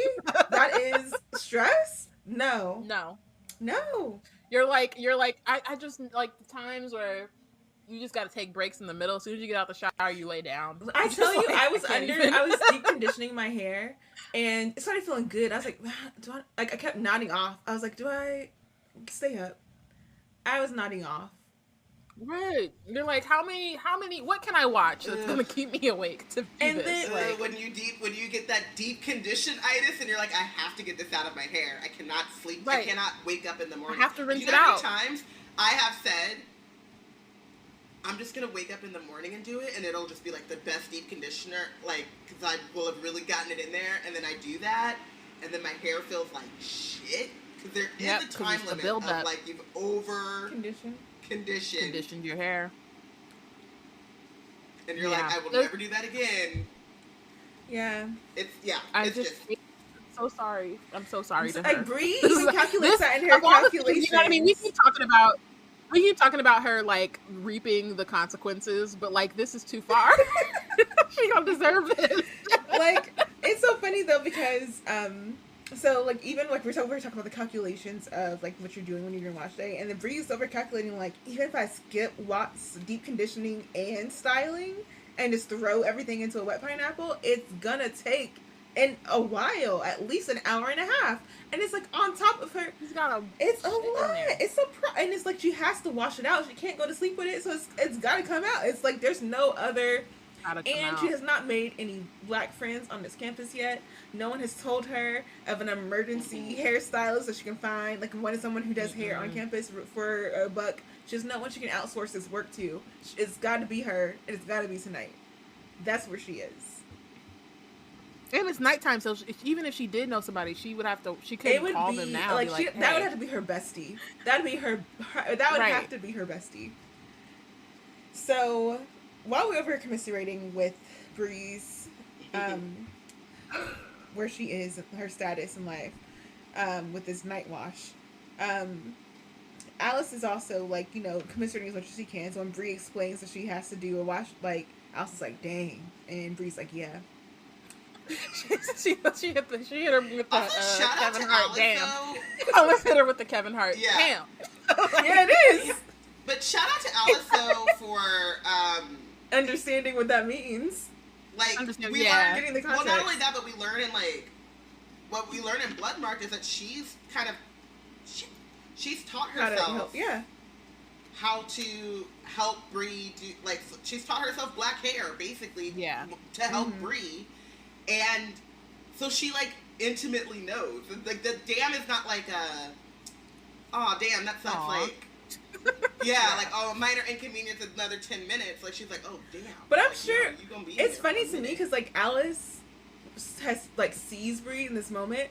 So, like, it's funny that, like, she understands it, but in the equation did not, like, yeah, I know, girl. As soon as I saw your head, I was like, I had a feeling. Hate that. Ooh, I hate it for you. But so she not only does she say that, but she's like, I'm gonna stand here, I'm gonna keep you company. And I'm like, that is a real friend to keep you company during your washing session, because it goes. And couldn't be me. I'm gonna just let y'all know that now.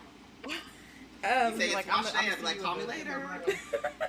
I mean, that's when I turn on a podcast episode or I listen to an audiobook. Like, I'm someone's keeping me company. Something is gonna keep me company. So not only is she, like, you know, like, commiserating with Bree and staying, but also, like, I feel like she's kind of, like, taking a page out of William's book and is, like, noticing that Bree just, like, she could probably use some company. And so she says, is it okay if I chill in here? You seem pretty rattled.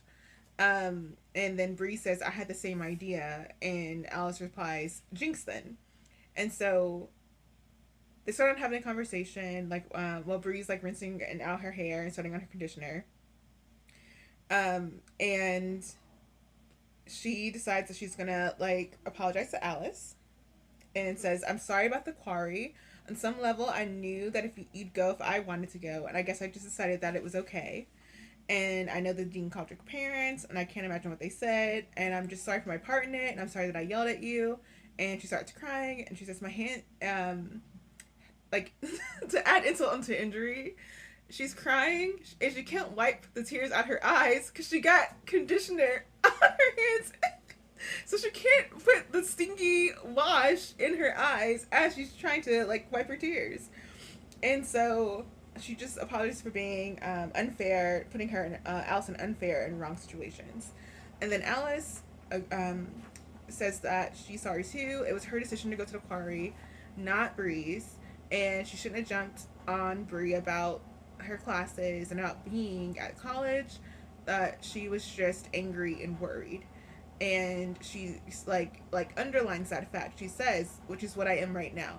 By the way, I am worried on the way to terrified. And I'm like, that is a friend discussion of like, let me map out to you. Like, yeah, I know you can tell from how I was talking to you earlier that I think you may be like a victim, but like even having a moment to sit here and talk to you and you like us having this apology session, I'm gonna be clear with you right now that I am terrified for you. Like, what is going on? I know you're not okay. I can't ask you if you are okay because you're not okay. What is going on? I also do love though that like, and I think we talked about this when in the middle of when they were having that fight of like, Bree wasn't wrong for Alice, like, or saying that, you know, like Alice did not have to go, but like also Alice kind of did have to go. And then I love that they, I guess, both own their part in it and like own to like what they did and didn't do, but like also it doesn't turn it, like what I think often happens is people are like, I'm sorry, okay, let's just forget about it. And it's not a full like, apology. I'm sorry, but also yeah. Well, and it's not even like that it's not a full apology. It's not like, ownership. Like, it's not. They don't. Yeah. And they don't grapple with the actual issue. Like, it's my least favorite thing about Love Island. It pop up again. Oh, yes. I know that that's not you don't have to get there, but it irks me so much how they just be like, let's just squash it, and then they move on. And I'm just forget like, about it. Y'all aren't going to talk about this? Like, this was actually out of pocket. Y'all still let this go? And then just be like shocked that it keeps coming up. Yeah, because y'all have you never really dissected what the problem was. Yeah, and never dealt with it. And you both, and like everyone goes around living life like they solved it. It's over. So I do appreciate that as well. Is that like Alice is like, I was worried, but like, let's keep it a bug. I am still worried. I also love that, like, whenever Alice, like, I don't cuss, so that's why I said dang, but Alice actually said the D word. Like, Bree, like, she's cussed twice since Bree has come here, and Bree notes that Alice never cusses. And so it's like, that's how Bree recognized how bad she looks. And then now, like, I guess that also kind of helped her, like, you know, be in a space where she's like, I'm in a place where I can, like, talk to her and not feel, like, rejected by her or whatever. Like, she could, like, Alice's art was there for the conversation. She was someone, like, she could actually, was in a state of listening. Because she was actually responding in a way that's outside of her norm. She's in the shower. She's cleaning up. They've apologized to each other. Alice asked for more information about, like, do you want to tell me what happened? And Bree's like, nah. Like, she's like, she knows that she feels clean as physical sense, but she still feels dirty. And when like she has a moment where she's like quietly seeing the images that she tried to bury flash by too quickly, like Nick's chest sharply rising after William pushed ether into it, Cell in a dark bitter rage ripping the arms and legs off a dead Itchel and throwing them in the woods, and then the way that the hound's body's just like dissolved after a while. So she's like, she's been in a state of constant turmoil and trauma, and it's like reminding her of like how she's processed her mother's death and the grief of her mother's death, and if she's feeling suffocated by it. And so when she responds to Alice, she just says, I can't. And she asks for Alice to trust her, and Alice just replies fine, and then leaves without saying goodbye or goodnight. And when Bree hears the door click shut, something inside her breaks again. There's a rush of air that leaves her lungs, like she's been holding her breath for hours and hours. And that's when the Fire Nation came.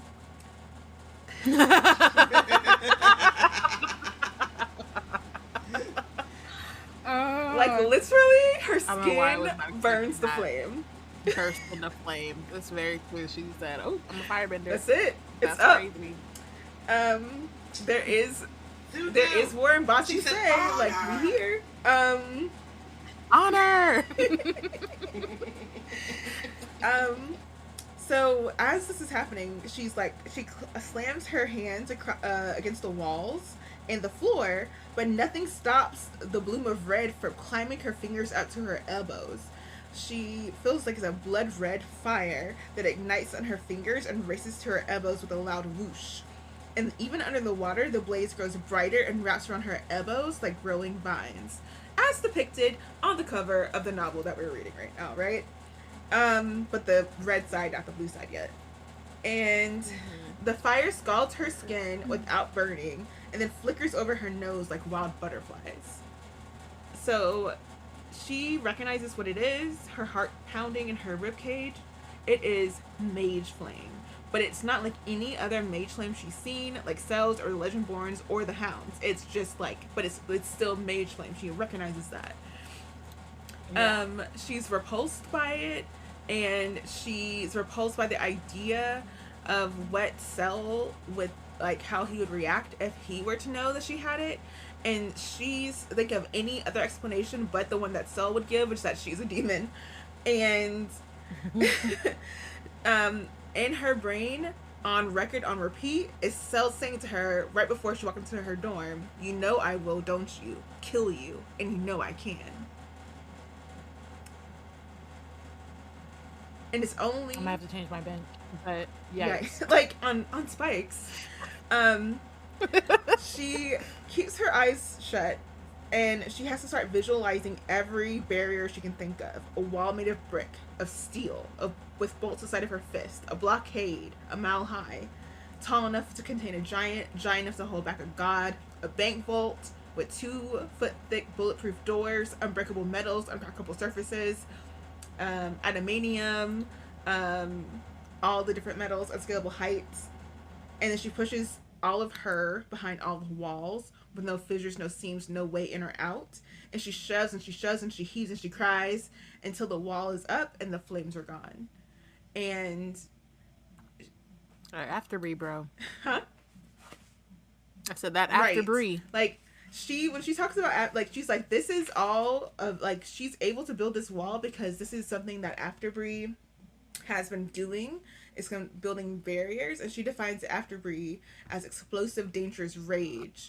And it's only when she's able to tap into, like, the barrier building of After Bree that she's like, I got it. I have a capture on my... Well, I think she is walling in After Bree. Yeah, but I think she's also, like... Yeah.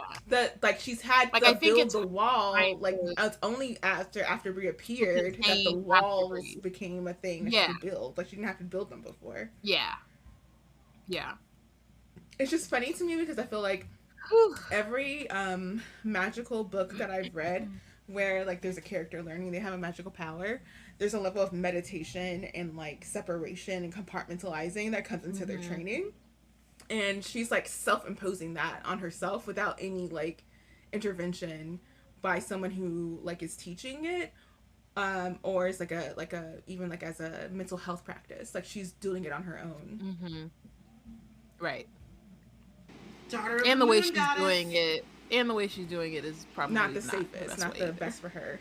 No. Definitely not. It works in the moment, but it's not going to hold for long. Yeah. It's not going to hold forever. It's not. Yeah, not sustainable. No. All right, MVP. William. I think we're unanimous. I was about to sing, like, the Diddy song, but it's the W, the I, the L, the L, the I, the A.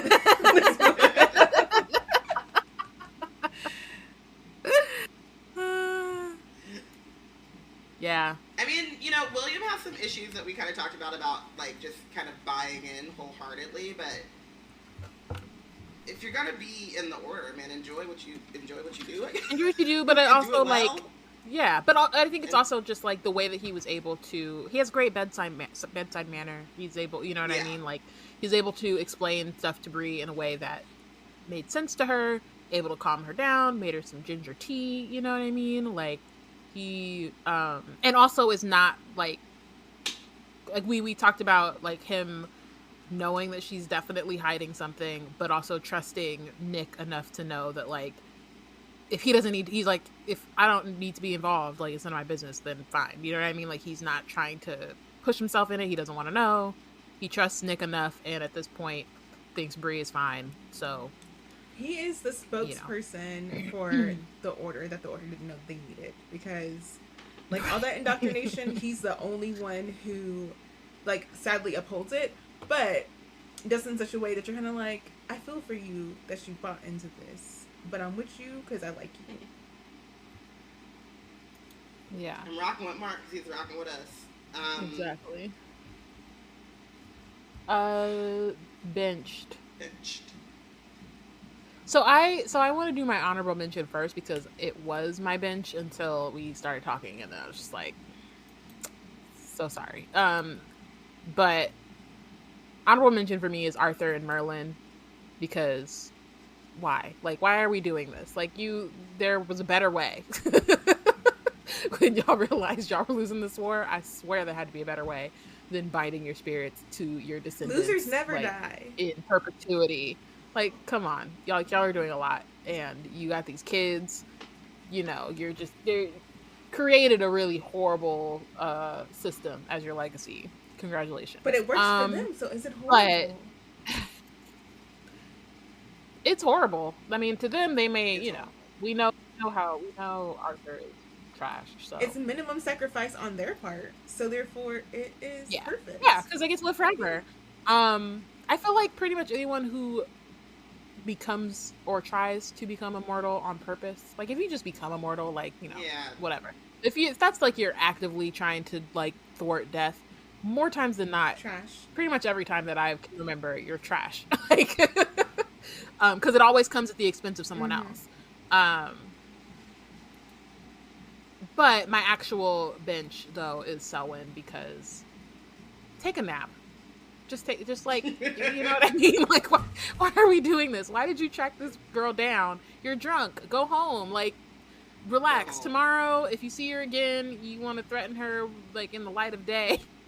You shouldn't, but, like, at least you're not out here stumbling around campus. Like, like, terrifying this girl who's already been terrified, Like, she might leave. I mean, she's not. But, like, you're not doing anything but making it worse. And while I do feel for you, especially given the Arthur and Merlin and their shenanigans, no. Go to sleep. I too bench Selwyn. As soon as I was like, I said it. I was like, there's gonna be chapters where I'm like, I'll give Selwyn, I'll let him have it. He's not gonna win. He's not winning, but I'm not gonna bench him because he's going through some things. But I cannot stand for how he reacted in this moment. I don't F with bullies, and he's bullying Bree, like, real bad. And it's not even, like, on some, like, and I hate those bully turned romance stories. They're disgusting.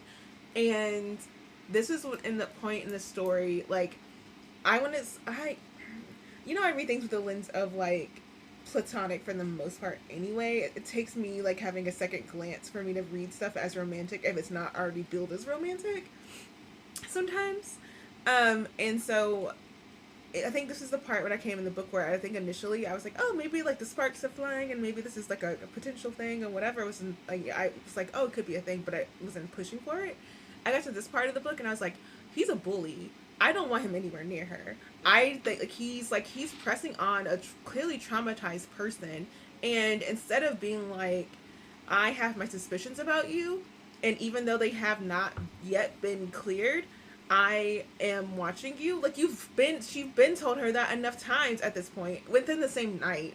Like, really, what are you doing other than bullying her? Like, that's really what you're doing. Like, you're really going out of your way just to bully her.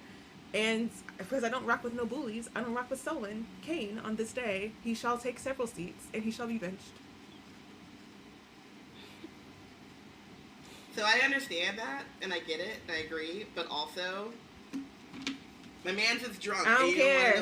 You don't allow drunk. OG Merlin. No, people OG when they're Merlin drunk are often their most honest. But listen, and And again, I am of the opinion of, like, I understand that he's completely wrong, but I would do what Phil does if I also thought that Bree was a demon. If she was a demon. I mean, I wouldn't be here, but... Robyn's like, I would never be a Merlin, but... You would never catch me being a King's Mage, but... We don't fuck with demons. And so we just pull out the big guns when the demons are around. You know what I mean?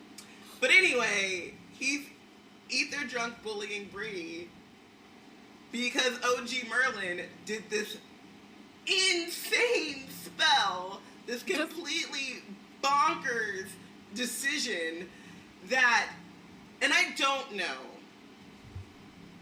I was thinking about this as we were talking, because I was like, I'm standing on my bench, because when you mentioned it, and I was like, yeah, you're right, but no, I'm standing on my bench. I don't actually know if Merlin is responsible for the King's Mage shit, but he put this order in place, and so did Arthur, but, like, Merlin put this order in place so that it continued along this line till it got to the point where you snatch a child from its parents and bind it to another child and then make them feel guilty about their potential mental health problems. Like, bitch. Mm-hmm. It's like no, Arthur and Merlin, I think, will never be asked to stand up. They will never be asked to get on the field. They will never be asked. But, like, never. Literally, I need y'all to go back and really read the portion about what the spell of eternity does, and the consequences of it, and the fact that spell then is directly tied to the orders, the regents, the vassals, the squires, the mages, the bitch and the bitch and the shit and the shit and the shit and the shit, and like. No, they will always. Always need to. They need to just go ahead and get some super glue. They're bonded to that seat. I will build them a round bench, okay? Yeah. The Knights of the Round Bench. Of the Round Bench. Get comfy. We need to see if we can get Amani or someone to, like, innovate that for us, of the round bench. Like, just create a round bench for us, like, so we can. This is where Arthur, Merlin, all of them need to sit down. But Selwyn sits there on this day because we don't do bullying over here. Yes, okay. He's just like, I'm gonna get cozy. He called her little girl. I'm gonna be in the game next time.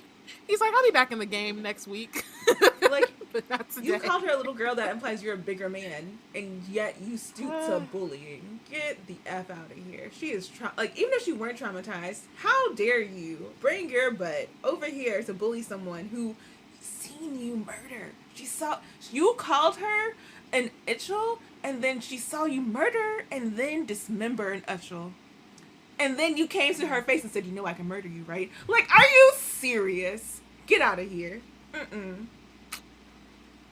You also have to say, like, it's one thing to, like, not bully, because bullying is never okay, but it's one thing to, like, hassle or talk shit to someone when they're in your face, but to travel to do it. Crap. Travel. To travel to do it. Like you had a task. That would be funny. That would be funny if it was on some that I need to go find Bree. That's the other thing. It's like he's ether drunk. He left his house to go do this. He was already like he flew. Drunk, so he magicked himself over because Sarah took off in a car. Okay, this was not walking distance. Sarah took off in a car and was like out. Like, I'm taking you back to campus. And he did his Edward Cullen flew over there. Wow, who knows what branches and woodland creatures got disrupted in their nocturnal activities as Selwyn Kane decided he was going to bully Bree that night. Oh yeah, it's a big time to bully tonight. Like, really? We don't do that. So, with that, thank you all for listening. Join us next week when we discuss chapters 18 through 20. Finally, a new day. A new dawn, a new day. It's been the same day for the last, like, we've been on day 3. We've been on day 3. For 3 episodes. For 3 episodes. Wizard Team is a part of the Black Nerds Crate Collective. If you want to keep up with our content, you can. Check out our website at blacknerdscreate.com. Follow us on Instagram and Tumblr at WizardTeamPod and at BlackNerdsCreate. Bye. Bye.